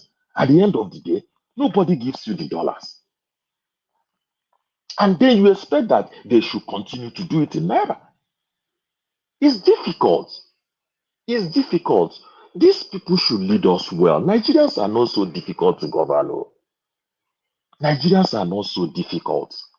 There was one time in UK when some people came out to protest to say they noticed that this trend over the years has been coming 1 minute late. 1 minute late. They say over the years, it's not like it happened just in 1 month or in 2 months. They say over the years, they noticed that this trend has been coming 1 minute late. And people were complaining. But you never see that in Nigeria. What do Nigerians want? Good road, electricity. And whatever that happens, they are not interested in all these indices. They say, oh, the economy grew or did not grow 0.5% and so on. Nigerians are not into that. Very easy to govern. But our leaders are not interested. And because they know that when they make us poor and throw some grains of corn to us, we will still go and eat the grains and tell them, oh, if not because of this grain, we wouldn't have survived. And that's the kind of thing you see in that woman that was talking on that television interview. She is paid to come and say all of those things. And I don't even know how people will come to defend all those things when they see it every day. What is the growth we experience under this government? Nothing. And the woman is bold enough to come and talk. It's better to stand with the people, not with a government that will fail. Pata, 8 years. Then what happens after that? You will never be respected again among your people if you come out to come and speak. And everybody knows that you are not organically speaking. You are speaking because you have been paid to come and say it. Lastly, if I still have time, you see what is happening in River State. You see what is happening in River State, and people are glossing over it. That might break Nigeria down. What is happening in River State? That Fubara and the APC legislators and so on, these things they are doing, they will that fire. I'm not praying for it. We want Nigeria to still be there, but if that thing is not managed very well, that's where I foresee the problem coming from. Because Wike did what I have never seen in government. You can't support a different party in the state and support a different one in the federal. You can't.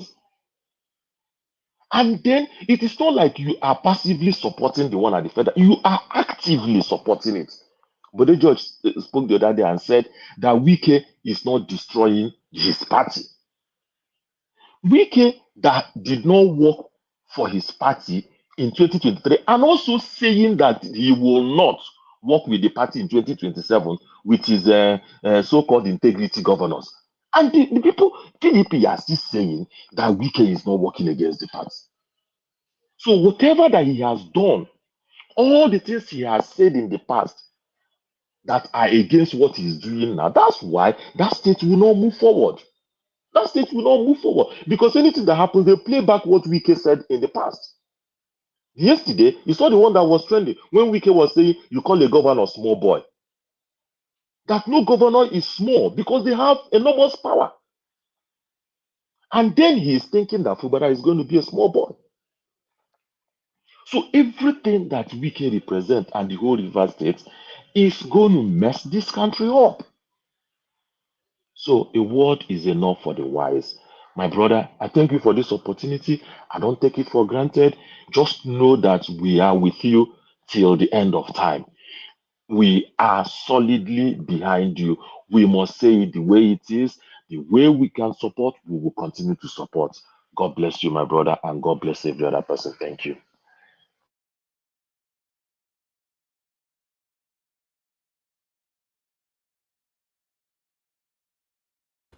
Thank you very much, Mr. Ike. God bless you, sir. Thanks for your submission. I appreciate you. Thank you. Okay. Give us a mandate. Are you there? Please speak to us. Yeah, I'm here. Okay. Can you hear me? Yes. Go ahead, sir. Thank you very much. Yeah, I would have loved to ask if the other person can come back, if I can come later on. But Yes. if Okay. Let me go this to person, Mr. Duwate so that you can thank come you, sir. back. Thank you, sir. All Thank you, sir. right. Mr. Odua, thank you, sir, for joining us today. Good evening to you. Talk to us, sir. Are you there, sir? Mr. Odua is not there. Can you hear me? We can hear you. Can you hear me? Yes, sir. Okay, thank you. Happy weekend. Talk to us, sir. Good evening to Hello? you. Go ahead, sir. Go ahead. Ah, okay, thank you, thank you. Good evening, Mr. Naija Wash.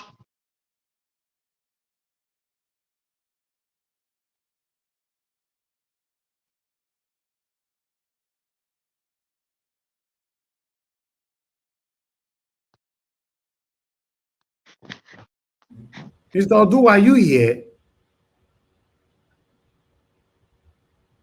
Okay, Mr. Dua, you are fighting with your Yeah, I network. call you about you, We'll Yes, call you I'm back. here, but you say you can't hear me.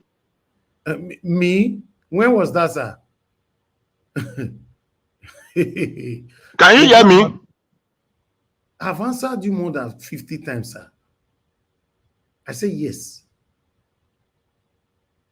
Okay, Mr. Dua, we'll come back to you. We'll come back to I have to mute you for now. Your network is not working. Oga Chris, it's good to have you on the show, sir. Good evening to you. Please talk to us, sir. Yeah, good evening, Mr. Lanjawosh. Can you hear me, sir?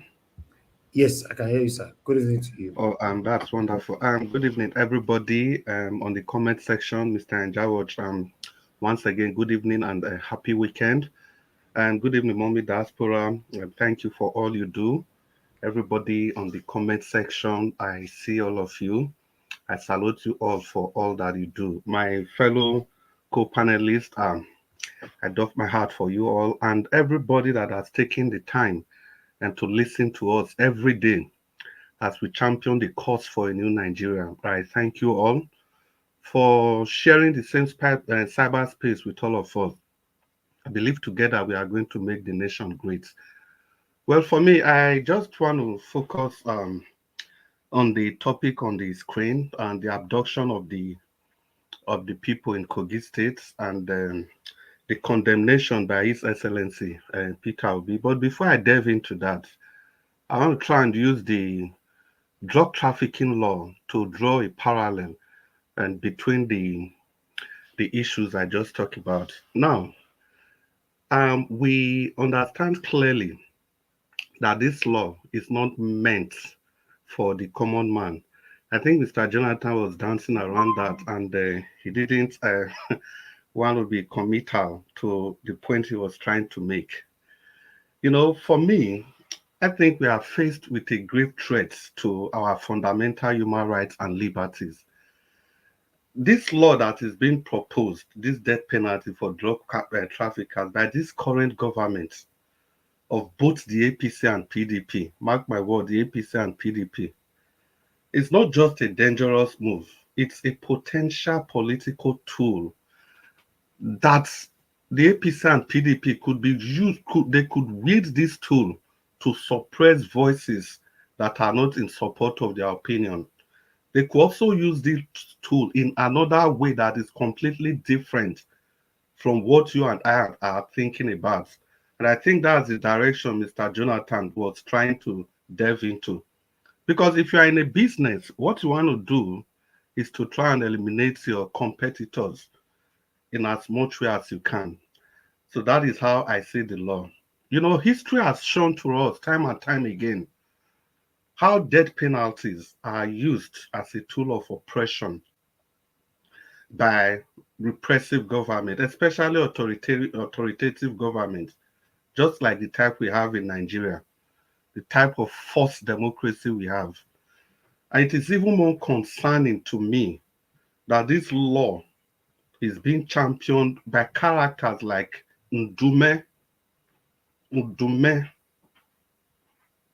the strange senator from Borno State, the place where the whole problem of this kidnapping that our principal, His Excellency Peter Obi, has already condemned. Let's not forget that this same Ndume, just 13 years ago, was complicit in terrorist activities even till today.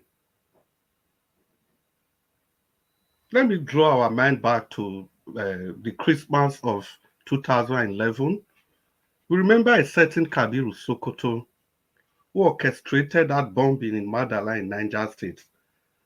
Let's not forget that this man was intricately woven with Ali Ndume and Bunu Sharif, the then governor of Borno State, and also Shetima, your current vice president. These were the people that started this whole thing that we are talking about today. And this is Ndume now championing for death penalties for for drug traffickers.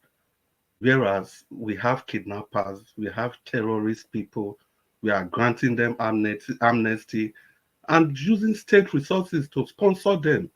And we are comparing them to Niger Delta militants. Every 2 kilometers of the road, you see policemen everywhere, military everywhere, in a region that is relatively settled. But whereas in the north, where you have all these things going on, they are not doing anything about them. They are not doing anything about this.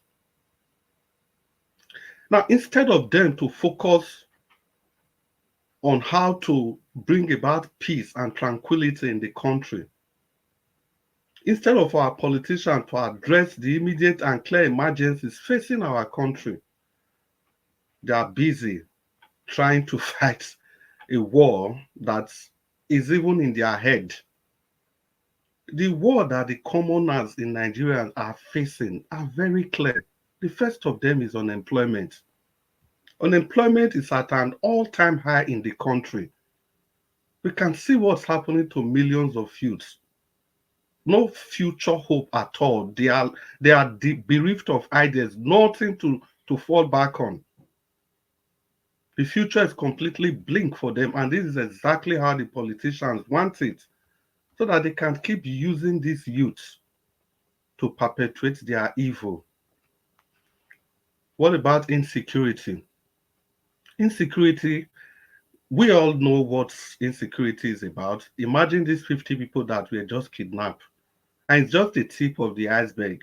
Again, I'll quote Mr. Jonathan, who said, these people, they were like you and I just days ago. Maybe some of them were supporting this government, some of them were against the government, some of them decided to stay neutral. But today they are victims. And that is how it goes for every one of us. As long as you have any business in that country at all, the survivors of today will be victims of tomorrow. The circle is going to continue. And that is what His Excellency Peter Obi is talking about. Now, I'll just go to the next one, which is election manipulation. You see, this is another area where the government, where the likes of Ndume should have sponsored an emergency bill to tackle all the shortcomings, the shortfallings that's associated with our electoral processes. Is it the process of choosing a new INEC chairman? Is it the process of choosing the different states, state commissioners? Is it the process of even employing people in that commission? Is it the process of promoting people? Is it the process of handling their sensitive materials? Is it the process of distributing materials? Each of those things are in shambles. And these people are here trying to champion a war. They are championing a law to fight a war that no Nigerians is going to benefit from. I think the last speakers made it very, very clear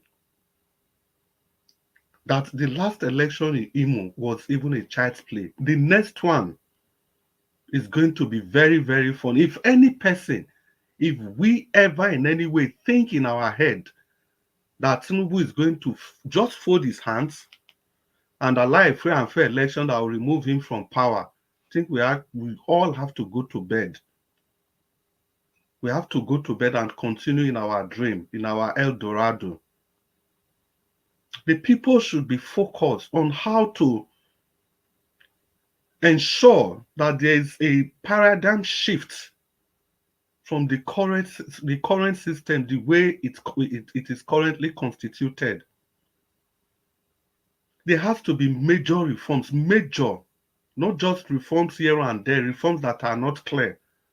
Today, INEC can use the beavers, tomorrow they are at liberty, the other day is 25%, the other day. We have to make giant strides to ensure that elections will be, as long as your electoral process, the processes that brings about your leadership, the process, and if the processes are not clear, if the processes are not free and fair, you will keep having the crop of leaders that will never represent themselves. It will always, that will never represent the people but themselves, sorry. It's always going to be, may the biggest fighter win the race. That is how it's ever going to be. It's never going to be about the people. It's never going to be about issues. It's never going to be about democracy. And like I keep saying, it's not only with at the federal level, even at the state level. If or your state, they just conducted local government election and PDP cleared everything. And that is how it has been across all the states. I did not talk about the one that happened in Edo State. What about our education system? It's in a shambles. This educational system needs a law, an emergency law like the one they just proposed for these drug traffickers. A law that they will propose and it will be passed in 48 hours.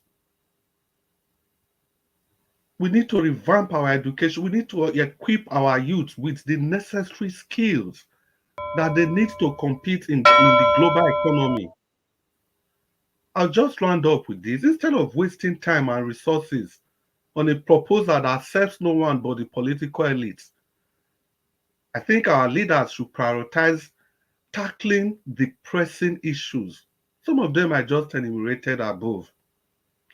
So Nigerians, once again, you listen to that woman. It was a back and forth between the PDP and the APC still. So you can see the problem of Nigeria is APC and PDP. It's an opportunity to vote for change. Vote Osagbovo Olumide Akpata of the Labour Party in the next Edo State election and stay and defend the votes. Mr. Nanjawosh, thank you very much. And everybody that listened, thank you so much for your rapt attention. My name is Chris. Good evening. Okay, thank you. Oga Chris, God bless you, sir. Thank you very much. All right, let us quickly move on. My people, appreciate you. I don't really want us to stay that long here today.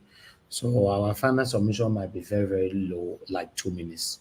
So it's Saturday. So, but meanwhile, let me call on the next person. Let's see if Mr. Oduwa is ready to speak now, or if the network will allow him to speak this time. Mr. Oduwa, are you there, sir? Okay, good evening, Mr. Najawash. Thank you, sir. Thank you. Good evening. Okay, can we hear me? Go ahead, sir. We can hear you. Go ahead. Okay, good evening, everyone, all the panelists, the listeners, commenters, Mr. Moderators and Mrs. Moderators. Good evening to all. Well, the topic says Obi condemn the recent adoptions of Kogi State student. Anyway, and I just hear that our brother is saying one man from Udume, called Udume, just sponsor a bill as a Senate that drug traffickers should be put to their positions of 6 feet. Thank you, thank God that if such people exist who know how to pass a bill, I did not really know how many threats that drug traffickers are giving to Nigerians. I could not pass a bill since Buhari has been there, that Nigeria cannot travel from one village to another because of their terrorist Fulani herdsmen. They cannot go to their farm, not to talk of going from a state to another state. And this man has never passed a bill or sponsor a bill to put these people into their 6 feet. And he's now passing a bill to people that we did not even know if they exist in that country or having a threat to the country. So such person and such bill has to be condemned. and has to be rejected by the people of that country. Because the threat, any bill that people are supposed to pass now is these people that are kidnapping, adopting, whatever the name they might have given to them. Because I do say it, if it is America, they will send these people to Guantanamo, and Guantanamo is found inside the sea. So they don't have any way of going out. But Nigeria own is where Buhari government will not go and build house for those people, will now give them money. Then the women will not come out and say they need husband, that they are not calling them repentant. And the drug traffickers who we did not even know that exist are the one they are sponsoring bill to be put to one place or another. Which are these people that carry Baba or with them that is threatening the whole country. No one has sponsored a bill to put them into 6 feet. What a barbaric and nonsensical people that live in such areas. Well, anyway, that is why I used to praise Nnamdi Kanu, who called the country a zoo, and people were shouting, why must he call it a zoo? Nnamdi Kanu give the country respect, give the people respect and call them, they live in a zoo. Nigeria is wild forest, where wild animal ate their prey. Because if not, these people will have sponsored a bill that will have make all these things to stop, that no student or people or whatever, even passenger, will have been afraid to leave their house for their daily bread or for their daily activities. Until today, we have not seen anyone who still sponsors such bill. Well, I condemn it as Peter Obi, and I also condemn that bill. And Nigerians should condemn that bill. And that bill has supposed not to exist and will not exist, because I see it as, well, anyway, because Facebook might have broken my word. So that is for that. Then for the other one, my sister said that they did not create a job. Please, I want us to understand, and I don't know if anyone will answer me this question when it's get to their turn. Who are the people to create a job? And how job is created in any country? Because when we said the government did not create job, the government did not create job. How did government create job? Is it the government that built Fabrica? Or is it the government that built manufacturing? Or is it the government that built constructions? I don't really understand. Only things I understand that the government is supposed to be doing, which the people who does not supposed to occupy positions of leadership are now occupying there because of their selfish and greedy interests, which they now call themselves Senate, they call them governors, they call them legislators, they call them judiciaries and whatever, who did not know their duties. What they're supposed to be talking about is to bring light, to bring road, and to make the laws that will enable people not to be cheated if they are working for one another, and not to be collecting pensions for 8 years, for 4 years work of 8 years work. Those are the kind of things I know that government is supposed to be doing. But the one we have does not even know what is called government, and their followers did not even know what is called government. The people that are supposed to create job is me and you. That are supposed to create job. That is why when people say they go to school in Nigeria, I ask, which school do they go to? What do they learn? Who, the man that taught them, what do that one know? Or the woman that taught them, what do they even know that they teach them? Because they did not know anything. So they have to teach them what they understand. Creating of job is me and you. But we cannot create job because we lack unity. That is why we are not creating job. And that is why we are thinking government did not create job. Me and you are the same government who need to create the job. By the time 5 people come together, they will create job. By the time 20 people come together, they will create job. But because of that lack of unity, greed and selfishness we have, there will be no job for us. That is why people will say, we go to school, we graduate, we did not have job. How will you have job when you refuse to learn understanding how life is supposed to work? When you, even if you are taught, you refuse to work with it, you will never have a job. Because you that are ahead, who have 50 million, you can go and buy Ferrari. And another one who have 10 million can go and buy whatever motor they call it. Instead of you people putting this money together, then you can create one fabrica that people will work. because of lack of unity, wisdom, understanding, and lack of then enable people to think nobody come to create work, government did not come to create job. So that is for that to understand how job is being created. And that is why I asked the other day, how are we going to get only the resources that God used to bless Edo State that we know, Oakmill has made factory, so that we, the Edo State people, can create job from there. Not only to create job, we can benefit also from it. And I ask whoever that want to come as a Edo State governor should enable that environment for we to have Oakmill has made factory, to invest our money, to create job for ourselves, and to make our profit, and make this made to work for our people also. Thank you, because my time is gone. Mr. Oduwa, thank you, sir. Thanks for your wonderful submission. God bless you. All right, I'd like us to move on. Mr. Najawash, why are you laughing? Why are you laughing? Mr. Oduwa is a comedian now. You know me. The guy he's making his points now. Why are you laughing, Mr. Najawash? You will tell me, oh. You know, reach to laugh. No, gather money build this made factory. I be more go to the factory for him, make him settle down. More go build the factory for him. Mr. Du has been hammering on this. I think it's something that's really dear to him. For me, I think that's how it should be. When you are passionate about something, you're able to express it irrespective of how people feel. He has been consistent on this. And I think it's something the political people should look into. But you have to get information before you being consistent. You have to have information on how to Najawash, why were you laughing, sir? Mr. Alex, stop asking questions. You have to educate the people how Oakmill factory was sold. All right. Okay. That is what we should be talking on. If I become a governor, I will take back Oakmill has made factory. Or do I hear me? Don't worry, I'm coming. Okay, let me call on give us a mandate to speak to us. Thank you, sir. Good evening. Thank you very much, Mr. Elvis. Good evening to you. Can you hear me? Yes, we can. Yes. Thank you very much, sir. Hopefully your weekend is going good, and Mrs. Elvis is taking care of you.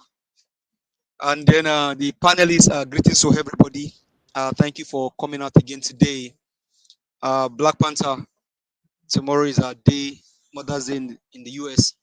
Let's take care of our mothers and take them out. In fact, cook black soup for them and give them better starch.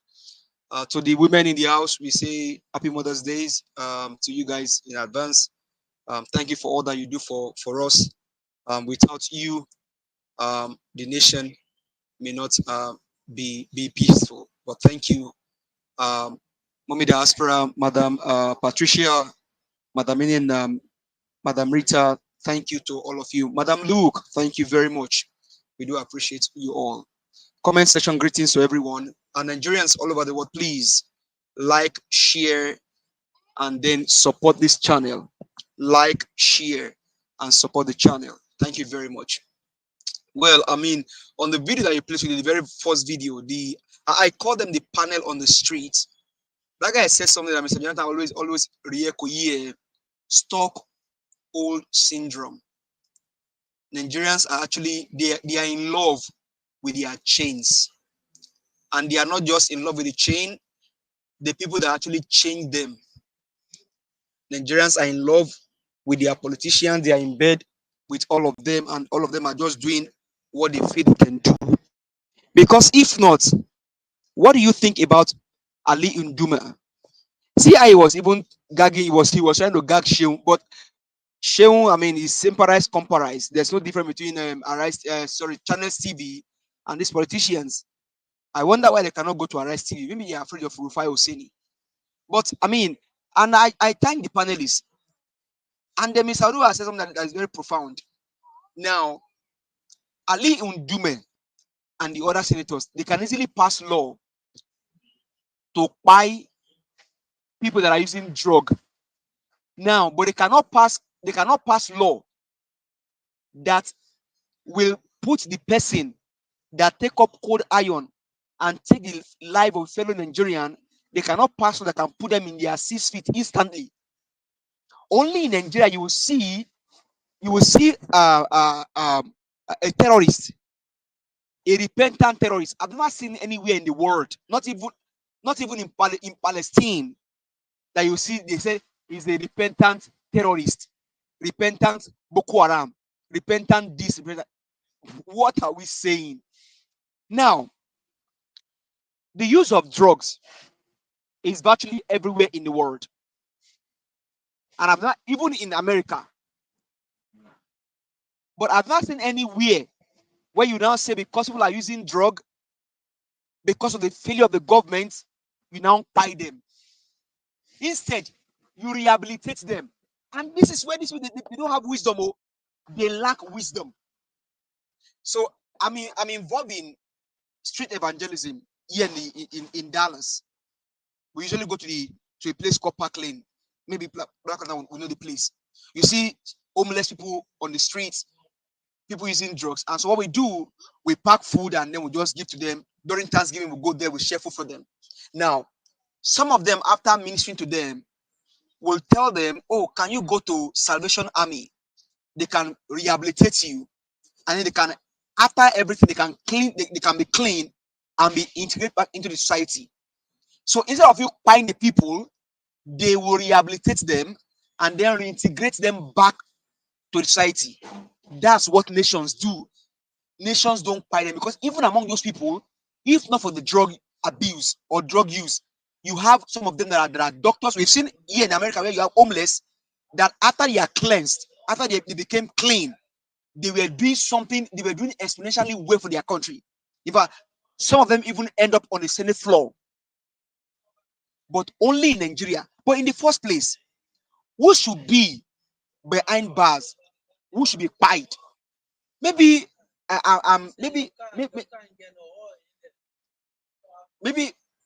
maybe I'm sounding out of the blue. As it sits today, the last time I checked, the president in quotes was, it's not allegedly, it's in the open. There is FBI dossier on him. So that means he himself is a grandmaster when it comes to use of drug. His children, allegedly, to the children, one of them is in New York. We've heard about. Stevens Amanda, sorry. Sorry, I want to ask you a question. Is the law saying that they should bring down the people taking it or the people selling it? Or people trafficking it? I've not seen the law, but what I'm hearing people say is that people that are using it, I've not seen the law. I'll go and look up the law. But regardless, whether you are a seller, whether you are a user, the law should not bring you down. If you're a seller, the law should put you behind bar. Now, there is a guy caught here in the United States of America. I forgot his name now. He's a Mexican. This guy, they drink tunnel from Mexico into the United States, doing drugs. When they caught them, they put them behind bars. They didn't pay them. They put them behind bars for whatever the number of years maybe the judge gave them.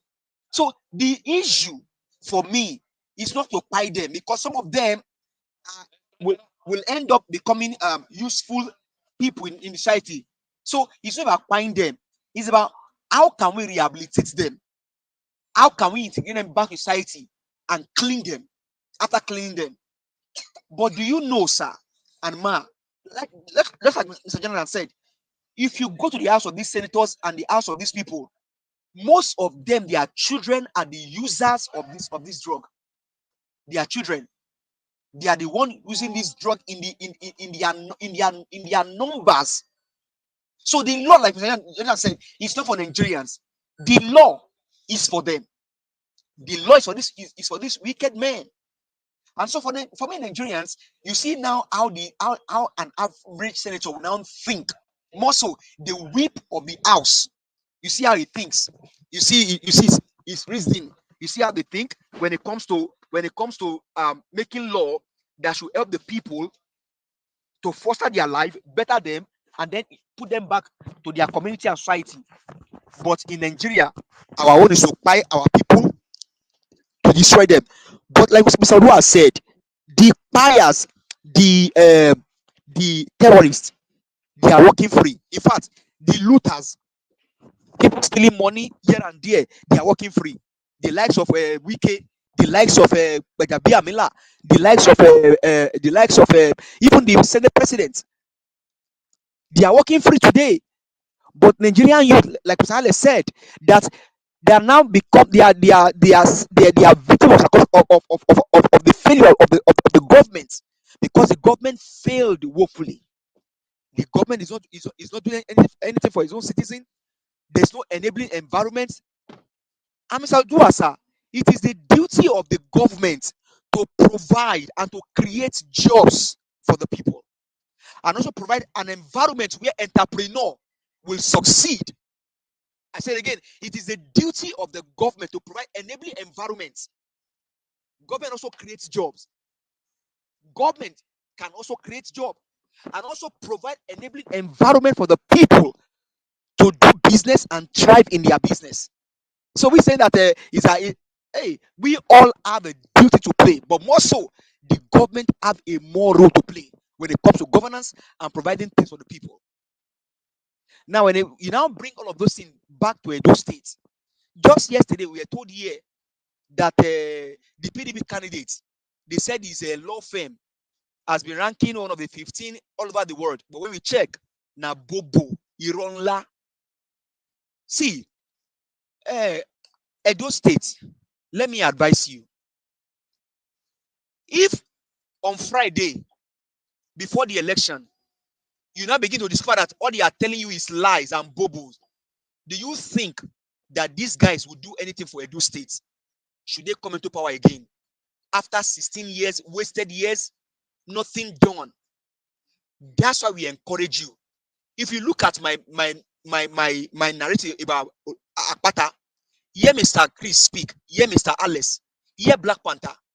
We never overhype Akpata. We tell you the truth of what he has done. We will not tell you what Akpata has not done.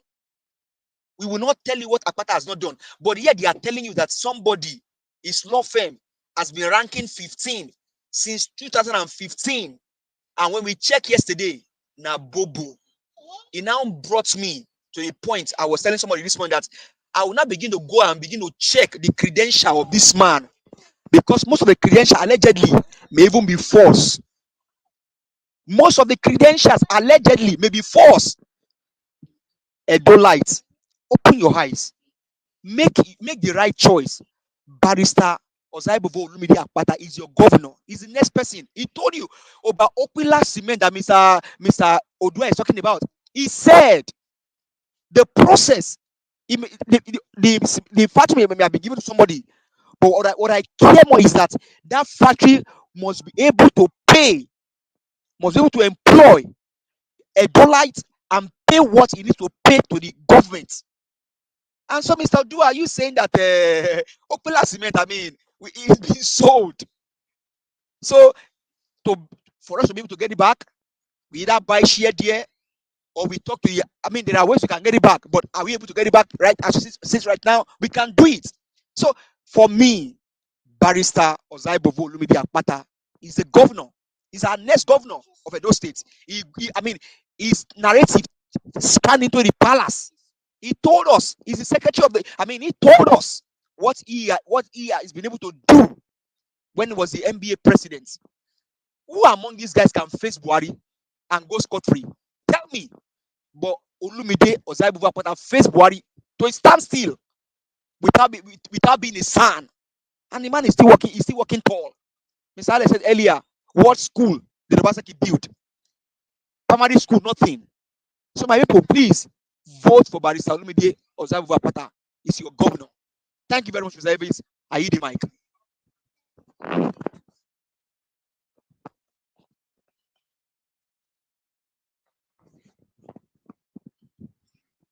Mr. Elvis.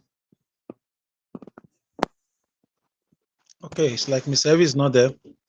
I don't know who's. Okay. Hello, Mr. Elvis, are you there? I'm not here. Can't you hear me?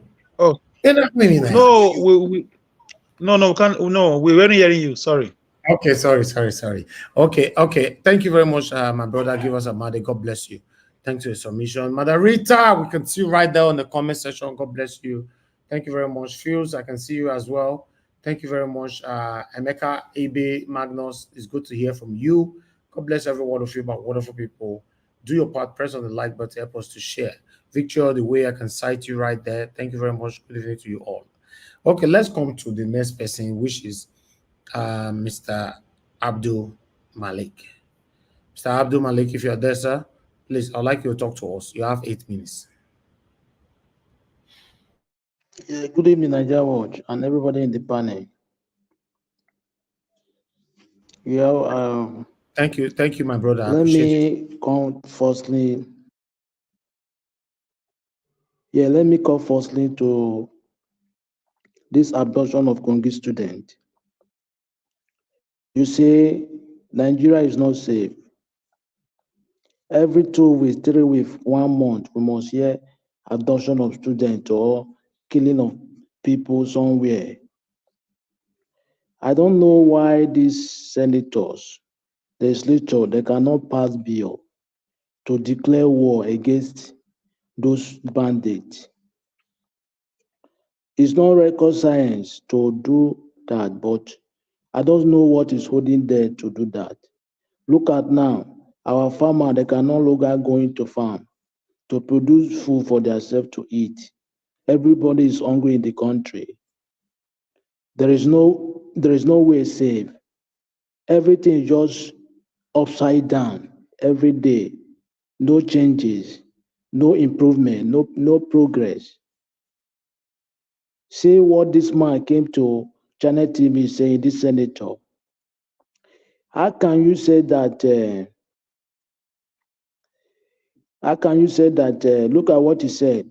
You go to Saudi Arabia, you were sick, you were having malaria, you went to go pharmacy to go and buy medicine. They prescribe. They say you must present a doctor prescription. Okay, why can't you introduce those kind of law in our country? Because everywhere in our country they say fake medicine. Even those ones they destroy people's health. You see, they are just there. They don't have IQ. They don't have idea. They don't have vision to move the country forward. They are just there just to what I will say, just to propaganda, to deceive people. They are not working anything. They are not doing anything. They are just there to deceive people. That is why they are there. And they elected you from your province, but you are there. You are not presenting your people there. You see, Nigeria is a stage now that everybody should know how it will just to address his people to secure themselves. Because you see now the country is not, they don't talk about those terrorists, how they will tackle the terrorists. Because there is insider for the government behind there. That's why they don't talk Senate, they don't debate that anymore. It's a shame to those Senate. Imagine student, you send your child to school, but when she did not return home, they abduct him from the road or from the school. It's a shame to those our Senate. I go to that woman that came live on air, lying against this previous administration. You see, that woman, she don't know what she's talking. For me, let me just tell you an example. When this government when they came in, how much was dollar? It was 800, I mean 900. But now, how much is dollar? How much was bag of rice? You know, for that was then. It was 45,000 now, but bag of rice is almost 80,000, right? She don't know what she's saying. It's like she was bought to come and speak nonsense on air. That is the problem we have. Some of us, we are the problem of the country because when we see black, we call it red. We don't have truth. That is the major problem we are facing in that country. Just look at Europe, how Europe move on, how they are progressing. Look at most of the footballer like France. All those most of the footballer that they play in their national team. They are not from there, but they were born there. Just like their Dembele, their Pabe. Because why they employ there is that they can bring victory to the country. You see, but we Nigerian, when we see somebody who can do something better, we will not take him. We take somebody that they cannot able perform. That is the problem we had. Look at Obi. Obi won election, and Obi, he did not have anything corruption. Since how many years he run Anambra State as a governor? Almost 8 years. There is nothing like corruption on this man. But you see somebody that drug baron for that issue, certificate forger, but they accept him as the president of a country.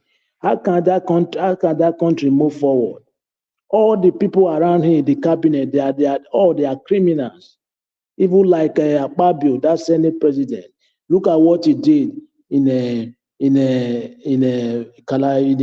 state then when he was in governor. They are all criminal. There is nothing will come out good for those people. They are not there, they don't mean well for Nigeria people. They mean well for themselves. But Nigeria people, most of us, we don't get that. There is nothing good will come out from those people. Look at dollar today and euro. Dollar is almost 1.5, euro is almost 1.6. Imagine a country that have resources, have everything that is take to be the best country in the world. But few people just hold the country ransom. We need to do something special, like dramatically. That is how things will change. Because without that, there is nothing will change. Those people it's not easy to get them out from that place. But we need to do something so that they will know that there's something is happening. I don't know if you can allow play like something like when SARS was when SARS started. You know this man in Asurok now. You know how he slick out with his wife from Murtana Airport. But I don't know if you can allow they can allow to play that kind of thing here. Understand? What will happen now? The time when something will happen in Nigeria, there is no way for them to slick out from that country. Everywhere will be blocked. Because the way they are suffering people now, people are observing, but everybody quiet. But when the matter will set, they will see how I will see how they will move from that country. Even though they move to any other Europe or any other part of the world, our people are dead waiting for them. They are not safe. How can you suffer your people? You are happy for it. You are that is you be or you are devilish. After you carry Bible, you go to church, or you carry Quran, you go to mosque, you go and pray to God. How can God accept your prayer? He cannot. Look at this man. He's gone to China TV saying nonsense. This senator, you did not provide good job opportunity for your citizen. What do you expect? You provide more criminal in the country, yes. Because somebody who did not go to work, you are in the house, there is nothing to do. What do you think that person will think? He will think how to thief, yes. But when you have somewhere to go, in the evening you come back. Next day, the same thing. You will be going to work, come back, going to work, coming back. But without work, you are in the house every day. What do you think? It's still criminality. You look at what he's saying. Those people don't have shame. Look at that woman. You come on air. What is palliative? People are not hungry. They are not beggars. You are telling us that palliative, they send palliative to most of every state in the Nigeria. What is palliative? Is it palliative you will eat today, tomorrow, eat next tomorrow? They don't have shame. I'm telling you. I don't really know. Well, thank you. All right. Thank you very much, Mr. Abdul. God bless you, sir. Thanks for your submission. All right. The last person on the panel is Black Panther. Oga Black Panther, it's good to have you on the show. Good evening to you, sir. Talk to us. 8 minutes. Oga Naija Wash, good day. Oh. I greet you. They try for Nigerian work. Oh. Overload. Now overload with the carry. So thank you, man. I want to thank you, everybody. Everybody, thank you so much. You guys have been speaking, and I want to thank everyone. Though I did not listen from the beginning, but something prompted me to come in today, and when I was going through some stuff online, and I had to come in to say something that is going to probably going to happen. We are getting close. And I want to thank Mommy Diaspora. May God bless you, and I wish you happy Mother's Day, as I wish every other mothers that comes here with us to speak with us, to dialogue with us. I wish you all happy Mother's Day in advance. And I want to say something here, especially I want to thank give us a mandate for a good job done for service to humanity, along where you mentioned you're helping. I want to thank you for service to humanity. That's a very dangerous place you went to, and then where you have drug traffickers and drug peddlers. Thank you for a good job done. And I want to say something. I would say at the beginning, and I'll continue to ask this fundamental question: is Nigeria a country? If you have your answer, come to Nigeria Watch and come and speak to every Nigerian, both home and away. And click on the like button before you go out. Click on the like button, and as you click on it, message your people to come every day to listen to what we are saying, a way forward for Nigeria. I want to click on Senator Dume. Senator Dume is an hypocrite. Senator Dume is a coward. Senator Dume don't love Nigeria.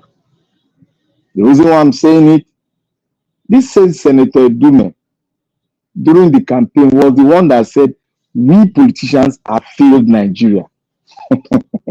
I can't know the lie. He said it, and I listened to him and said, is this guy repenting? Has he repented? So that man is an embodiment of what has become of Nigeria. Corruption has been institutionalized, and it is now a nature of how we live our life in Nigeria. Nigeria is on top of it. I want to say something here that Edwin always say about Okpila. We thank you for having passion on that. But I want you to, it's not only by saying it, clamoring on it, you have to do your own personal investigation so that you don't personalize it and put it on the head of one person. One, I want you to go and investigate this. Who built Okpila cement factory? Second, Ogbamudia. Who sold, wait now, who sold it? Second, third, how much is the shares of the Edo people in that company when it was sold out? Or maybe it went PLC. And how was it sold? So that the Edo people can have a brief knowledge and why some aspirants are saying what they are saying, because they must have gone through the whole paperwork of Okpila. And if you want to have Okpila back, it's either you build a prototype or you go in there, fight in there, and buy shares so that it can become a high shareholder and take over the company. Because if you are 30% or 40% shareholder, you're automatically the owner of the company. Can So I ask that you is a what I question want on to. that? Can I You ask you a can't ask me. question on I'm that? asking you now. I don't know. That's why I'm asking you to go and No, you are investigate. not asking me. So You are that saying it. I'm That's asking why. Can you. I ask you a question? No, I have asked you 3 questions. So it's left for you to go and investigate it so that you can educate us. Because we want to be educated on Black it. Panther. Black Panther. Yeah. Quick one. Does 30% or is it 51% that makes you the owner of the company? Is it 51? No, 40% makes you the owner. Oh, really? Black Panther. Yeah, because Black Panther. Black Panther. You know why I want to ask you a question? What question? In your father's house, and it was given out. You renting 2 rooms inside your father's house, or 3 rooms. Did he make you the owner of that? No, wait. Let me use it. No, you can use. Let him use it. Let him use it. Don't worry. Let him use it. You see, you may mention in my father's house. You see, in my father's house, if a will is given to my brother and decide to sell it, that is under his own, his own jurisdiction. He has his right. So when he sell it, if other family wants to know what is in there, they got to come in and investigate how he sold it, who he sold it to, can we retrieve it back? Those are the questions the elders will ask. And he will come to defend himself why he sold it. So it's not my own prerogative to tell him the will that has been willed to him when he sold it now and I'll be asking him. No, I don't have the right to ask him, but the others have the right to ask him. So that's what I want you to go and investigate so that we don't put it on somebody else's head. Thank you for that. I want to say one thing concerning the government creating jobs. I want us all to look at it from this perspective. Africa is developed. The entire Africa is developing. And for us to develop, we need to put these 4 triangles together. They got to meet to form a square. You see, to form, the 4 cardinal points to come together to form a square. 1, the basic thing that you need is infrastructure. What are these infrastructure? The road, the light, the water, and security. When you put those things in order, jobs will will gradually build itself into the economy, and the economy, you can be able to forecast how many jobs you will get within 2 years or 4 years of your administration. Government is not in that position, despite they do employ people to do government services, but they are not created like a business franchise. That is what we should know, because if you keep on selling this narrative of government building a job, you are giving them a leeway. But what they need to do is for them to really come down and create the enabling, ground for businesses to attract businesses to come in. That was why I said yesterday that this Budalo, whatever conference that Edo State was having, there was no need. They siphon money. What they did was they siphon money into people that sponsor them in government. Because if you don't have the basic infrastructure on ground, your economic summit will fall to the bare floor. Because there is nothing that we generate. Because there's nothing that we stand on for itself to propagate itself to the world, for the world to see that yes, we can come in here. Like the economic summit they hold in Saudi Arabia. Yes, Saudi Arabia is building a new city, and they have the basic infrastructure. They have which has made the economy grow to a level where they can speak. This is an economy of $4 trillion or $3 trillion. That is how to sell your state or your country. You don't sell your state where you have no facility. So that Igodalo, whatever people are praising them for, is null and void, because there is no benefit in it when you don't have the basic infrastructures on ground. You can't sell it. I don't know why our economies just keep a blind eyes and start cooking things that will never sell. It is wrong for a doctor of economy or somebody that was serving a bank to go on that trajectory to say he wants to be the summit head in a state where you don't have the basic infrastructure to build on, and you don't even have an economy that you can say you have $2 million economy to sell to the world. It is basically wrong, and that ethics, I tell you, will never sell. That is why we are here. That is why Nigeria is where it is today, because Nigeria cannot boast of its economy. And how much is the economy growth in the country. And I want to go a little bit into another thing.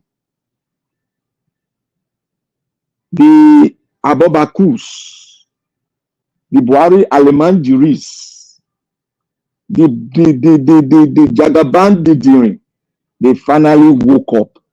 All of you have been asking Nigeria should wake up. They have finally woken up gradually. There was a rally in Ibadan and some other eastern blocks, now western state, that All right, thank you. there was a, let me land it. Let me land. Just 1 second. So these things have started happening, and I want to say here, if the government continue, there is no stopping the revolution not to come. Thank you. All right, thank you very much, my brother. God bless you. God bless every one of you on the panel. So I would like us to have our final submission so we can end the show. Thank you very much, my people right there. Abu Aziz, thank you, sir. I appreciate you. Thank you, Stephanie. Ojek, God bless you all. Okay, let me go back to Mr. Alex again. Mr. Alex, I would like us to do for 4 minutes of a final submission. Please go ahead, sir. Thank you. Thank you, Mr. Najawash. I thank you, my fellow panelists. Until a government address constitutional issues, they are not ready for development. Until your government address electricity, they are not ready for development. Until a government address massive unemployment among young people, they are not ready for development. Until a government address infrastructural deficit like road, express road. Like if you are in Germany, if you are in Italy, you can board the bus from Bergamo to Napoli to any part of Italy. If you are in Germany, you can take a bus from Dortmund to Hanover to Dortmund to anywhere, a train. That is what you call a nation. But a nation where you don't have leaders talk about these things. Until government address electoral fraud, you are not ready for anything. You are not discussing, national security, boundary security. You are not discussing defense system, currency stability, job creation, enabling environment, diaspora remittance. You are not how you can encourage the diaspora so even bring back their money to invest in the economy and grow your country, and blow your country economically. But you are not discussing. You are picking things, death penalty. China is doing it. Singapore is doing it. You forget in China they have good roads. We will say Mumu. You forget in China they have electricity. In China they give loans to students, to businessmen to do their at a very small interest rate, payable in 10, 20 years. In Singapore, in those you will not copy the good life that they are giving their citizens. They don't have 10 million out of school children in China, Mr. Senator. They don't have 10 million out of school children in Singapore. Those people you are trying to, in Malaysia, in Vietnam, all those people that have death penalty on drug. I'm not advocating for drug activities, but I'm telling you, do the right things. Nigeria is not a country. It's going down the drain. It's been going down the drain from the very beginning. Like somebody said, when you are consuming an expired product, you will be sick. Nigeria is sick. It expired in 2014 from the 1914 amalgamation agreement. There was a document by Lord Lugard and Florashaw to this effect that after 100 years, we can discuss our being together or go our separate ways. And the way we even are, if not for situation, we are not supposed to be discussing election. Everybody ought to be in the streets. All of us, for peaceful protest, the way other countries are doing it. All the young people, old people, we are supposed to be occupying our government houses, our secretariat. We are supposed to be occupying everywhere, demanding for basic activities, the basics of life, demanding for accountability for the insecurity. Look at Kogi today. Kogi is next to Edo State. Kogi is next to Edo State. Be playing politics, be lying to yourself that your governors are working. Kogi is next to Edo State. Now they are kidnapping in Kogi. Listen, outsider cannot come to your house if there is no informant inside the house informing or inviting them from outside. Sometimes your political class are the ones writing agreement, signing agreement behind closed doors with these people, giving their people right to enter your state. So when you vote people who can defend you in time of need like this, who can defend your state, who can tell them in Abuja that we have a history. We are not used to being raped. Our daughters are not used to being kidnapped. Our students are not used to being taken away from school. We have a history of protecting our own when we are in leadership. You let them know. Listen, we are not crazy people. We are not crazy people. We are not crazy religious people. Our custom do not go around conquering people's lives, taking over their farmlands, raping their wives. No, we have a culture. You need somebody who can stand for you, not somebody who think about money, banking. You need somebody who can say, no, sir, in Asorok, no, ma, in Asorok, we don't need these things. We are different. We are a kingdom. We are respectful. We are responsible. We are very, very preservative. This is where election comes in. This is where it comes in. If at all we need to even do any elections with the way the country is, don't vote for people that will sell you, that will use political party to sell you. Vote for people that can defend your mothers, that can take back your parents back to the farm. So Naija Watch, let me just round up with this. Please, gentlemen and ladies, let us vote Olumide Akpata for Edo State governorship 2024. Thank you. Thank you. Thank you very much, my brother, Mr. Alex. Thanks for your time with us and your submission. Okay, Mr. Jonathan, please, sir. You have the floor. 4 minutes. Final submission. Well, Mr. Elvis, yes, sir. How are you there? Yeah, thank you. Thank you very much. And again, I thank all the panelists there. Let me just quickly say this. I think it was a Black Panther and Mr. Give Us a Mandate. We're talking about control ownership structure of a company. I just want to say that is normally you will need at least 50.01%. Once you go out of that 50%, then you control the company. Exactly. 51. Exactly. Thank you, sir. Even though it is 50.01, once you have more than it. Exactly. Yeah. Exactly, sir. Thank you. But Elon Musk have 40% of X. And that 44%. That's why he took control of it now. You will at all time, you will still need that 6% or 7% from some other people. You will have to. He has entered into some arrangement with them. So anytime he wants to make a decision, those people will come. If those people should come against him, he cannot do anything. But 47% or 44% is so much that he still controls the company. Because the remaining people have to come together. Either they come to support him or against him.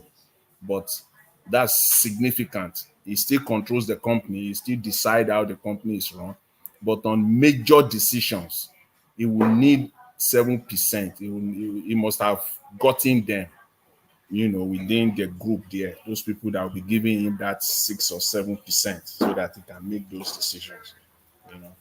But as far as I want to talk on Mr. Peter Obi's condemnation on the adoption of university students in Kogi State.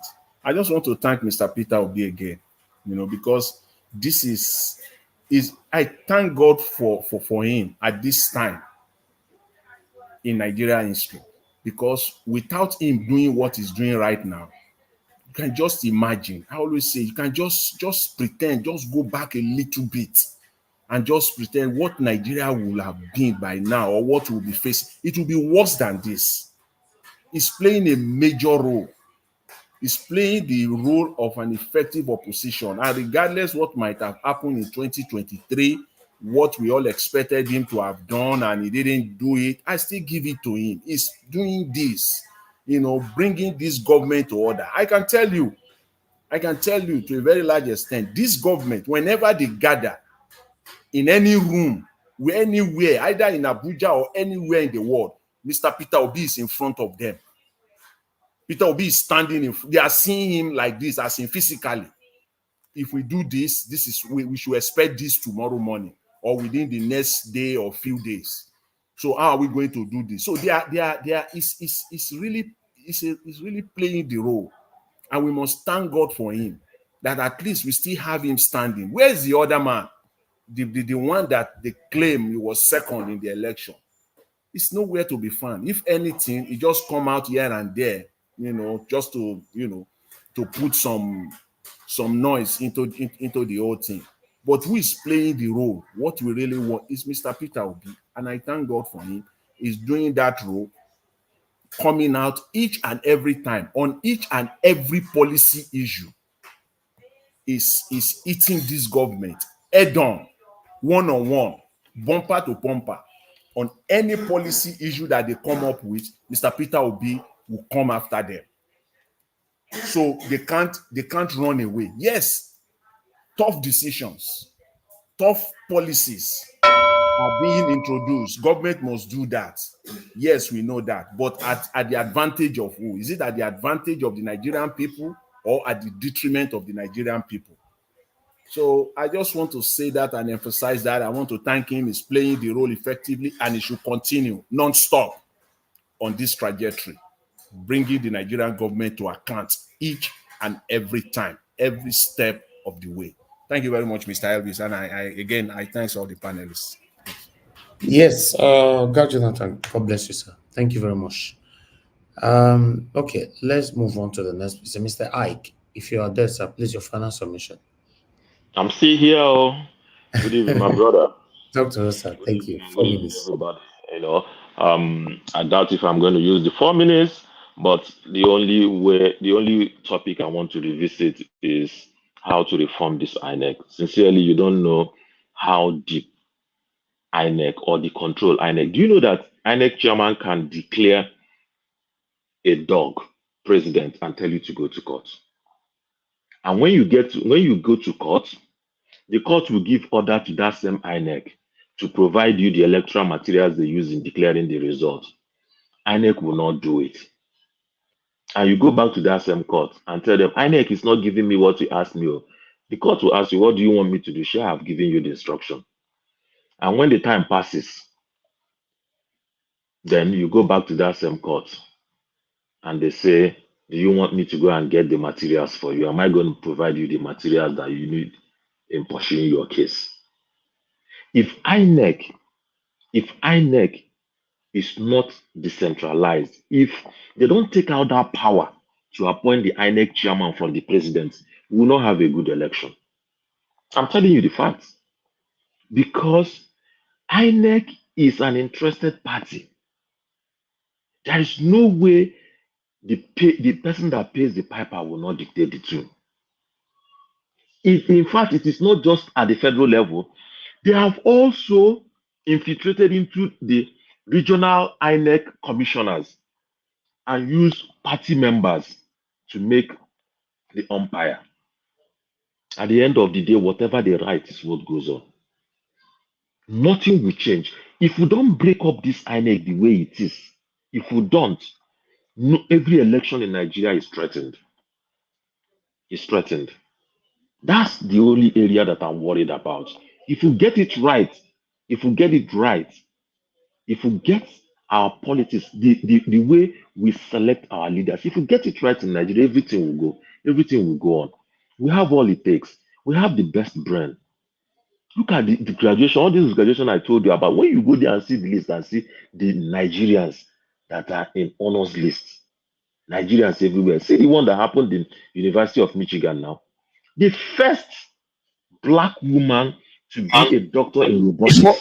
For robotics. The robotics is a Nigerian.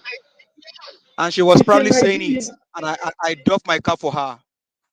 It's a Nigerian. And still, the worst of us are the one taking care of us in the country. And we have the best all over the world. It's a Nigerian. The one I went to today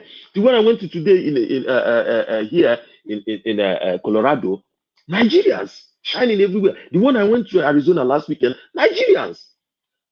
If you see the one in Arizona last week, 38% of the whole people that graduated are blacks, and those blacks, 90% of them are Nigerians. And they also in NFL too and everywhere. And still back in our home country, nothing happens. Nothing happens. Sometimes when you say you are from Nigeria and they ask you what's your local language and you say English, they say, no, I want your local language. You don't even know the one to call. Are you going to say it's Yoruba? Are you going to say it's Hausa? Are you going to say it's Igbo? You need to have identity. Thank you, my brother. All right, Mr. Ike, thank you, sir. Thank you very much. Mr. Iris. Yes, sir. Mr. Iris, please, can I get just 10 seconds? I just want to add to Mr. Mike's comment. When he was talking about INEC, you always say this on this platform. Can you imagine a situation where in United States, Trump was the one, or he has the constitutional power to appoint the Secretary of State of Georgia and other states in United States?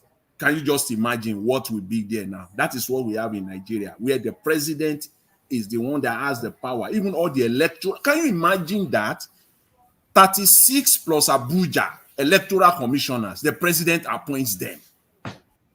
It's so incredible. Thank you, sir. Thank you very much. Thank you.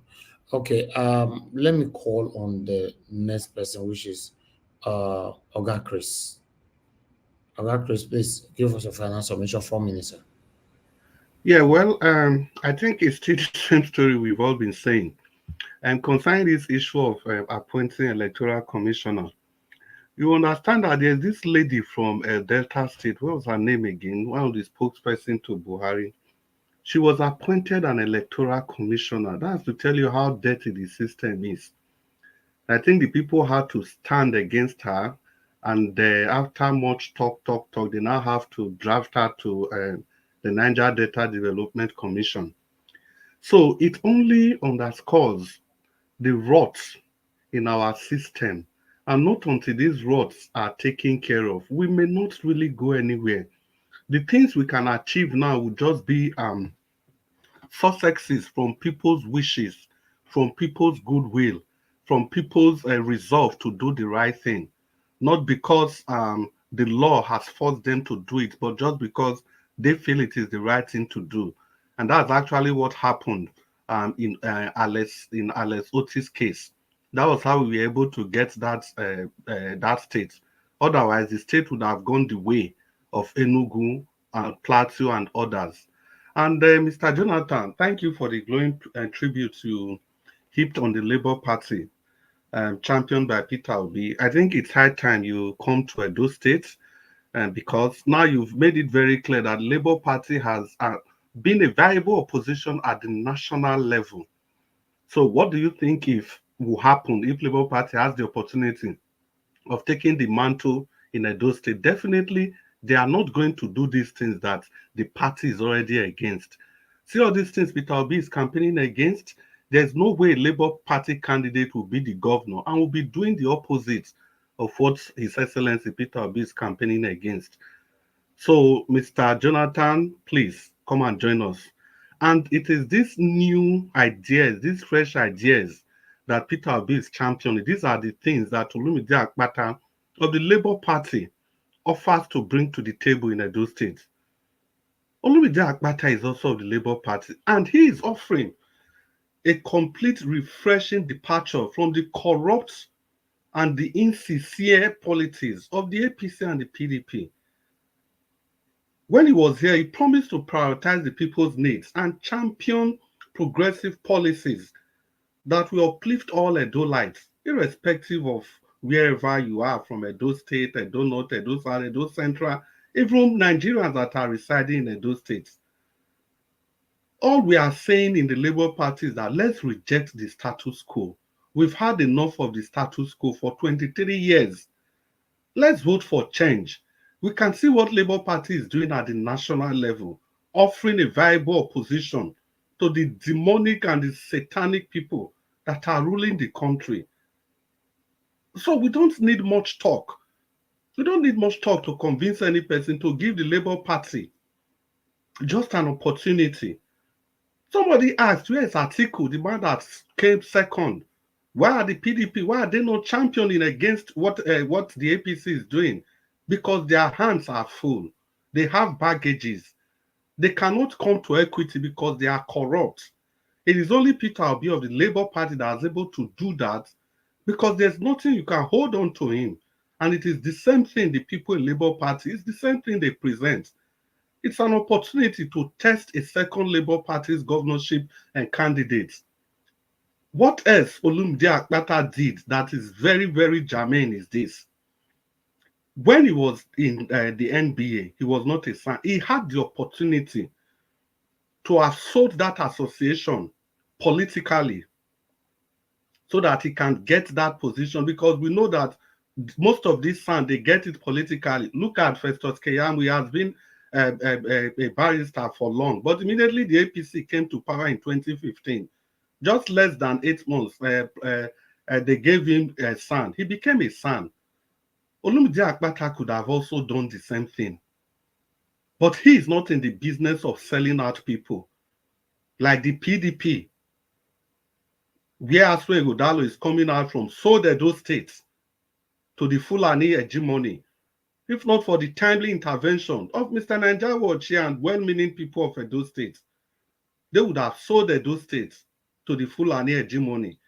The point is this, is that Olumide Akpata has also demonstrated courage amidst the face of opposition. He did this against no other person than a sitting president. He didn't need to do that, but he did. So if somebody can fight, he can put his career down for a simple association. Tell me what he's going to do if he's given the opportunity to be the governor of his own state. Tell me what he's going to do if he's given the opportunity to serve and he has the likes of Peter Obi and Alex Otti watching over him. Tell me what he's going to do if he understands that the mandate that is given to him is a special mandate from every commoners on the corners of Benin. And what else? Remember, he said it with his own mouth. That is a part and parcel. He gives legal advices to the traditional institution of the state. What else do we want from a man? Completely nothing. Zero baggage. Nothing like corruption, nothing like Godfather. And we know Peter Obi is not the Godfather type. There are even no Godfathers in the Labour Party. It's an opportunity for we to activate change. It is only insanity. It is only insanity. I repeat for the third time, it is only insanity that makes a man to keep doing the same thing and expect a different result.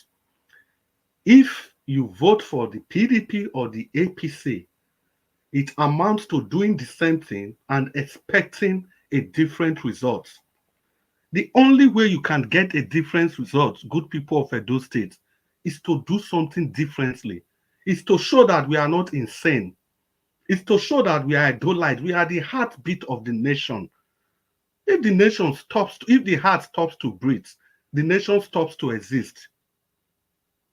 So that is why we have to vote Olumide Osaigbovo Akpata of the Labour Party. Zero baggages. Nothing you can tie to this man. He is there. Okay. To lift the spirit of Edolites. Please, let's give him an opportunity. Thank you very much, Mr. Nanjawaj, and thank you everybody for listening. It's a wonderful weekend. Have a wonderful weekend and good night. Thank you. Thank you, Oga Chris. Thank you very much, sir. God bless you. Mr. Abdul, please, you have your 4 minutes now. Good evening, Nanjawaj. Thank you, sir. This electoral aspect, why can't we blast do something right? Look at how we do election. Like we are fighting. We don't do election free and fair. Look at other Western Europe or Western world, how they do their election. You come to the ballot board, you vote and you go. Why can't the legislature pass law so that they can transmit the result from the polling unit to the IREF direct? And that very day, They will announce the winner of the result, the winner of the election. Why can't they put that law so that anything is not like, if it is not like that, it is not acceptable. Why can't they put that so that they do the transmission from the polling direct to the IRF, and that very day they announce the winner? We blacks, we always do something different. Look at other people, other Western world, how they do their election, free and fair. They don't tell you to go to court. How can you do election? You buy talks. They are smuggling ballot box. You yourself, you are more than talks. Our people, I don't know, we blacks, we have one kind of attitude. And it's very bad of all. That's why we are not moving forward. Yes, I say this because everybody wants to benefit on his own. You don't care of others. But look at those, how other people develop, all those developed countries, how they behave. Any government that came, you want to do something that generation, they will come and meet that thing that it did there. But we is just to embezzle money for our pocket, for our family, for our children, for our wife, for our relationship. We don't care for others. Our attitude is very bad. I don't know how that attitude will change from us. They tell you to go to court. But why can't we do free and fair so that we not go to court? They should pass that law, legislators should pass that law. They will agree with all the party agents, they will agree. They will agree, this is what we will do. Instead of they will tell you to go to court. Everything will use force. Something is like they do Africa something, we blacks. There is something wrong with us. I'm telling you the truth. We can't change. It's only minority have that some different mentality. Majority of us, we have that mentality anywhere we go.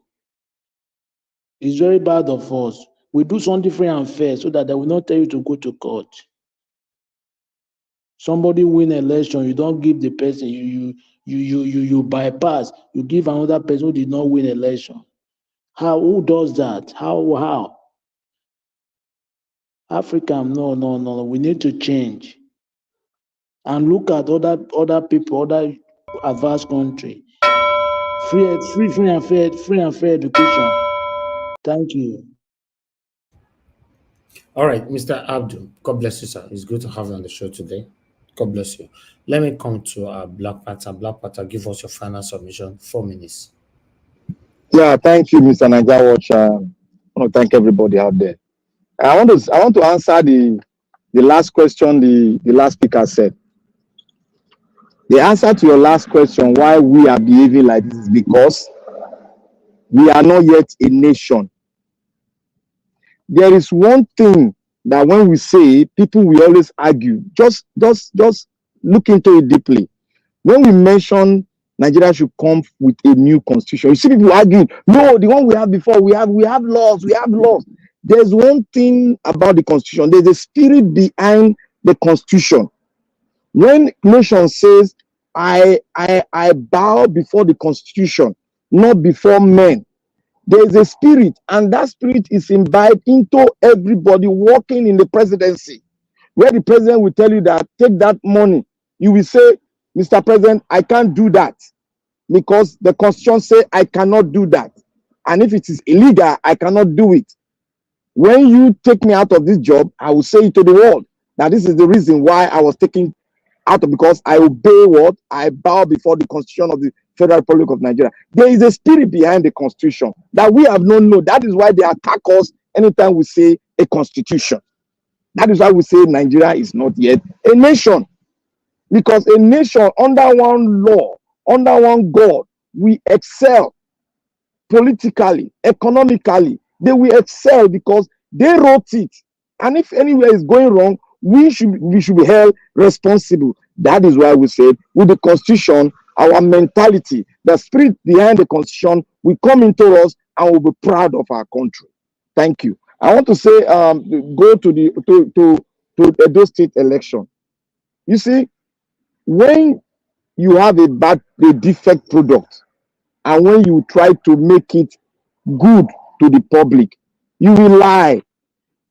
You will, look, this thing I'm saying, you will lie. No matter how you perfect, how beautiful your tongue is, how beautiful you paint the contestant, you will lie. APC lied. PDP, go and check them, they lied. They corrected it, but they lied, we know.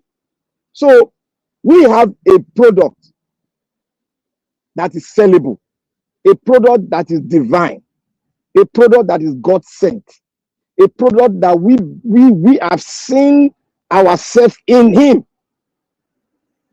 Because if we have not seen ourselves in him, we won't go for him.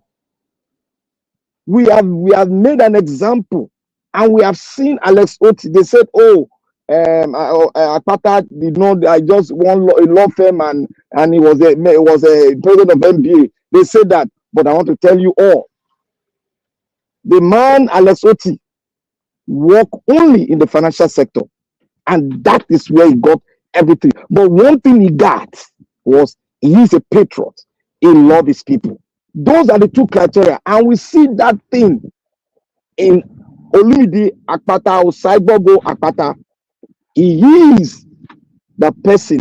We have seen ourselves in him. We have seen Obi in him, because the ideal of the party is all about social democracy. The people first before any other thing. And that is why the man, when he gets to power, which I know he will get there, because the only way this distractor, the only way they have to get to power is by rigging. We know about it, and we are looking at it. So the only way they can get it, and that is the only way they got the local government, they wrote it and they gave it and throw it to our truth.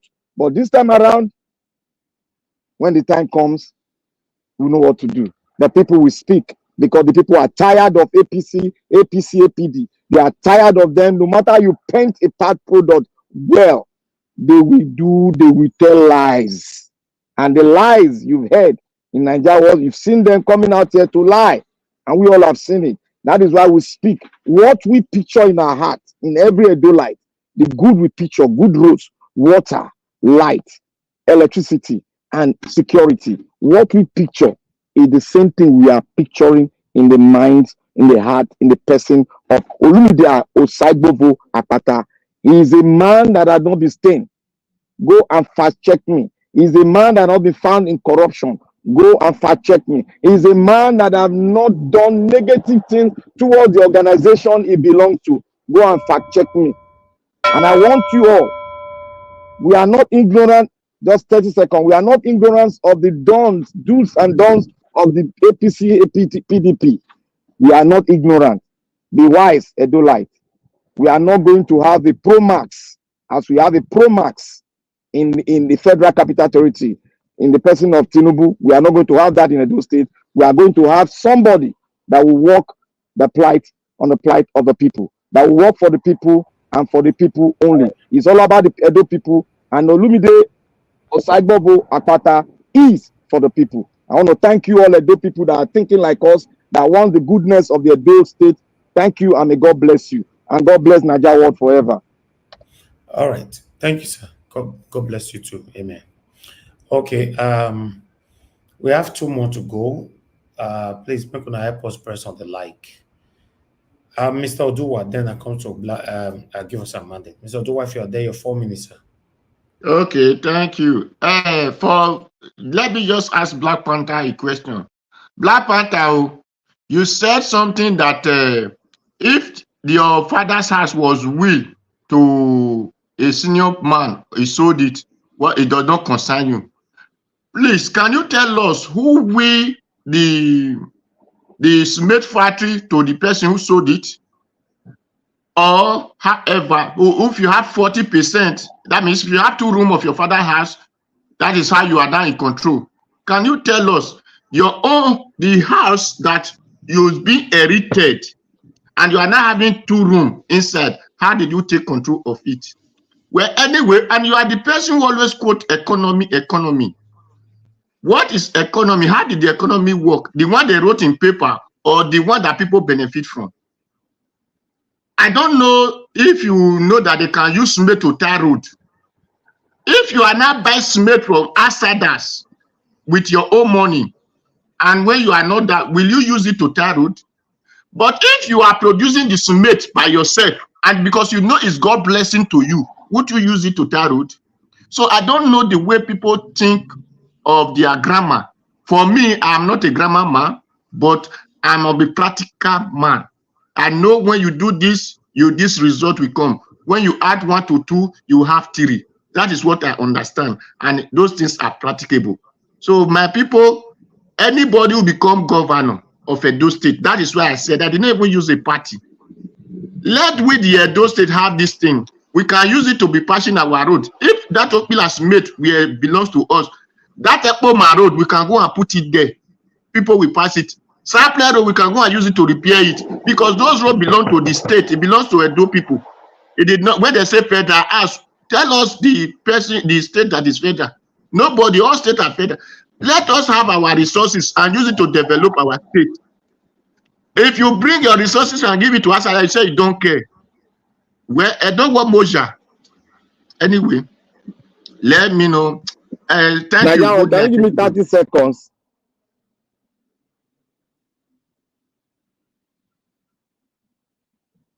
Naja, what? Can you hear me? I can hear you now. Can I have 30 seconds? Yeah, go ahead, sir. Yeah, Mr. Odua, you said if my senior brother sell the house, or is that what you said? You said if they will it to him. I said, can you tell us who will this one to the person sold it? Because be in charge and will. There is difference. Wait. You elected somebody into power. You will all your power to him, the sovereignty. Wait now, you give all wait now. Please let me answer it. Let me answer it. Please.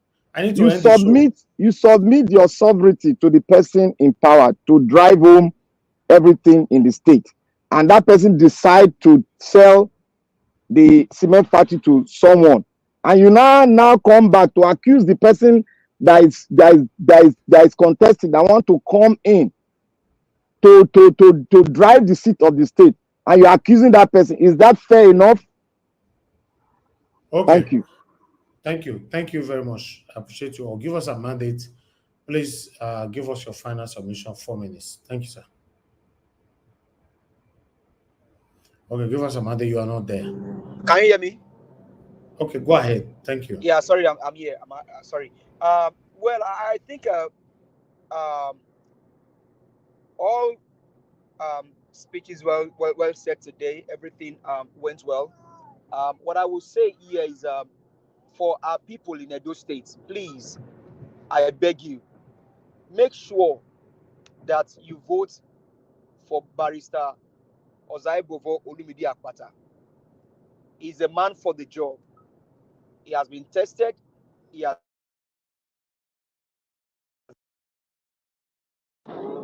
He's come out to be the best out of them all. He's the best out of them all, and him alone we need to let go and represent us. He's a man that is found. I mean, like we said, we don't hype our own candidates. I mean, yesterday they told you that somebody has a law firm that ranked one of the 15 best in the world, and it was debunked instantly. We are there today. We couldn't find them here today. They told you that the Oba of Benin and the Edo State government are defendants. I am still looking for that document that shows that. It now brings to light, and I'll be doing this assignment by myself, that most of the academic qualification, all of the intervention that they are talking about their candidates, I beg to say that allegedly most of those credentials need to be perused and be checked properly to make sure that this person actually have those things properly. I will beg you, Edo Light, let's begin to check and see that the candidates of the PDP will peruse his credentials before they even go into this ring, because we allegedly we cannot tell if on Friday you begin to see them, you catch them here, they want to escape, you catch them, they want to escape.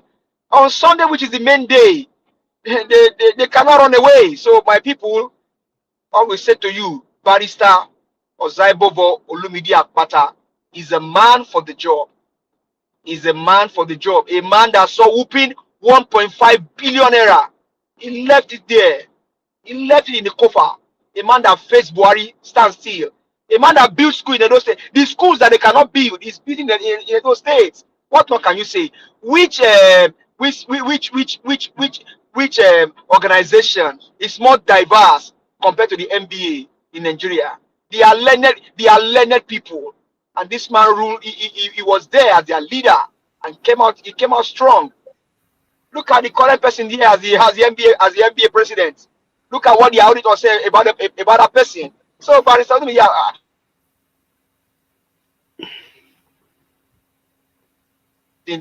let's allow him. And I mean, he spanned into the palace. A man that spans into the palace of the Benin Kingdom. What more are you looking for? Ozaibo will not disrespect our monarch. He will respect our monarch. He was asked here. He told us what he will do. He told us how he respects our monarch. He doesn't need any interpreter to interpret our language for him. No, he can speak it. Now our homeboy, Ozaibo Akpata, please go and vote for him. Papa, Mama, Pikin. You don't try umbrella, rain beat you. You don't try broom, I don't know clean. Oh, make we try original people. Papa, Mama, Pikin, LP, Olumide Ozaibo Akpata for governor. Thank you.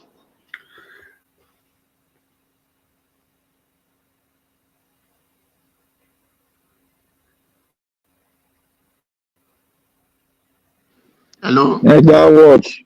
Hello.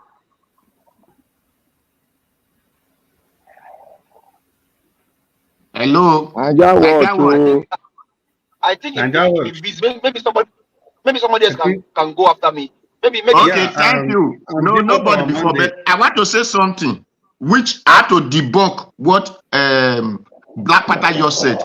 Black Panther, do that accuse anybody that are trying to contest that they are the one that sold up as mates? No, I never accuse people. Mr. Dua, I'm coming, please, now. I'm coming, please. You are not getting it. You are not getting it. You are not getting it. I don't accuse you now. No, you said I'm accusing incoming. You said I'm accusing incoming. Let me put it clear. It is simple English. You are accusing simple English. You are not. Please. You are not accusing anybody. What I am saying is that anybody that is coming now, I don't care the party you belong to.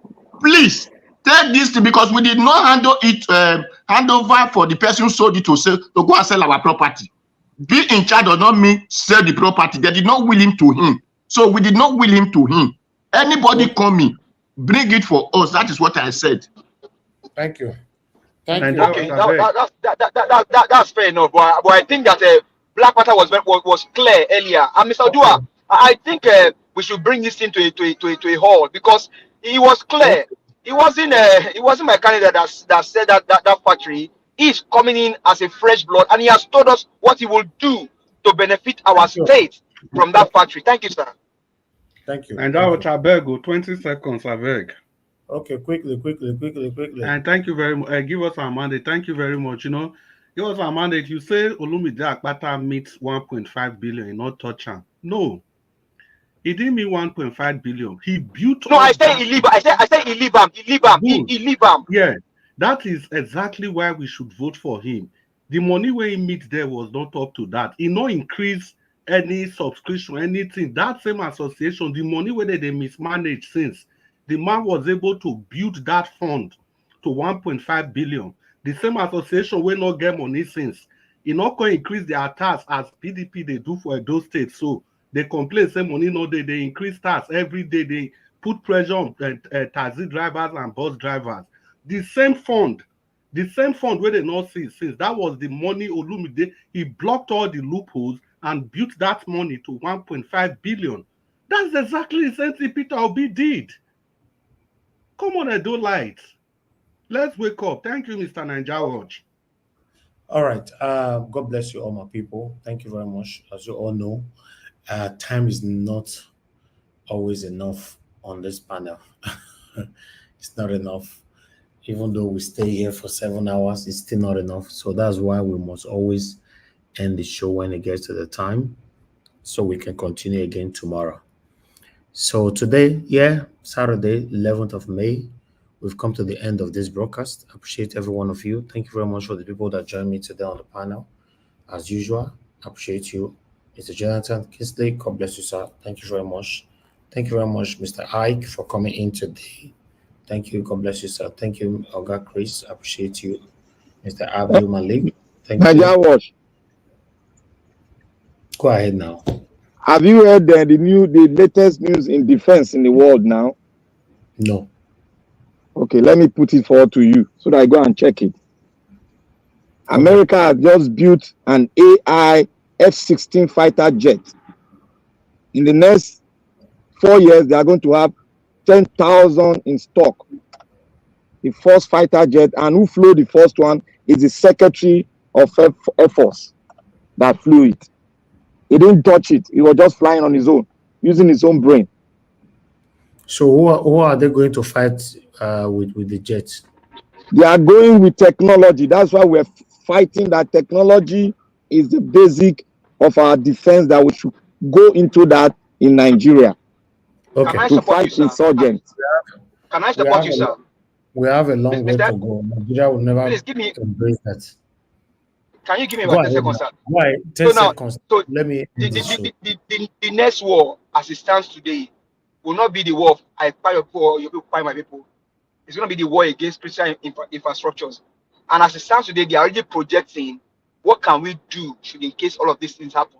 So more on technology. Nigerian government, please rise up and smell the coffee. Thank you. All right.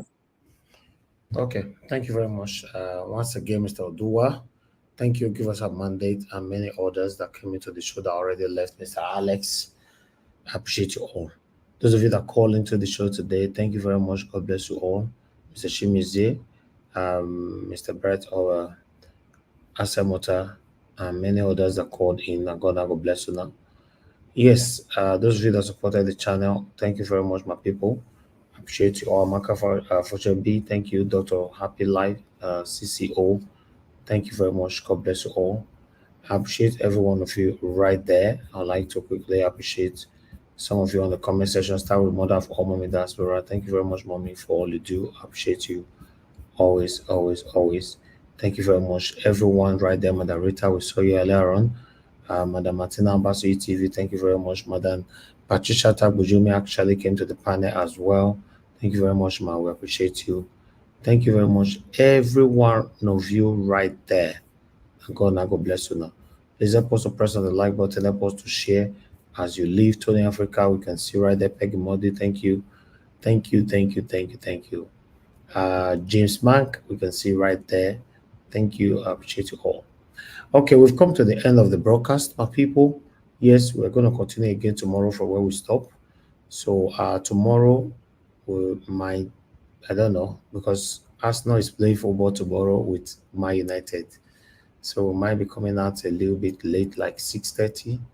But stay tuned. If you subscribe to Niger Watch and your notification is on, obviously you will know whenever we are here. So the match tomorrow will determine if Arsenal is still on the title race, because Man City have already won today. Now they are leading the table. So let's see how it goes. As you all know that I'm a fan of football. So, and Arsenal is my team. So, novice. See, every man get what they belong to. So, football, yes, and I use that one they play as well. But meanwhile, enjoy the curtain. I'll see you guys again tomorrow by God's grace. Fingers crossed. Nigeria, before you go, this man not ever let me go. Can I give you a topic for Sunday? Okay, let me spell it. The role of the Nigerian women in the Nigerian struggle of today? That you write and come. Write and come. Write and to the WhatsApp more local. Let's talk Okay. about. Okay, we should leave politics out of tomorrow, right? Yes, the role of the Nigerian women in the present day Nigerian politics and the problem. You don't have politics for inside now. No. I go add that now because all of them go rub politics now. All right. Because we got to talk about that because they are fiddling out. Okay, no wahala. We can add it to whatever topic that we'll be having tomorrow. Then that means politics is still part of it. These people, they're not if we do without politics. So that be the thing. They go carry Obasanjo come, if they play with whatever, you know, they will still drag, and like Mr. Alex, he must find one way to drag politics inside. Say me, Alex talk about pastor, go bring politics. Talk about this one, bring politics. Voila. Anyway, people, God will bless you now. Abu Azi, thank you very much, sir. God bless you. I appreciate you.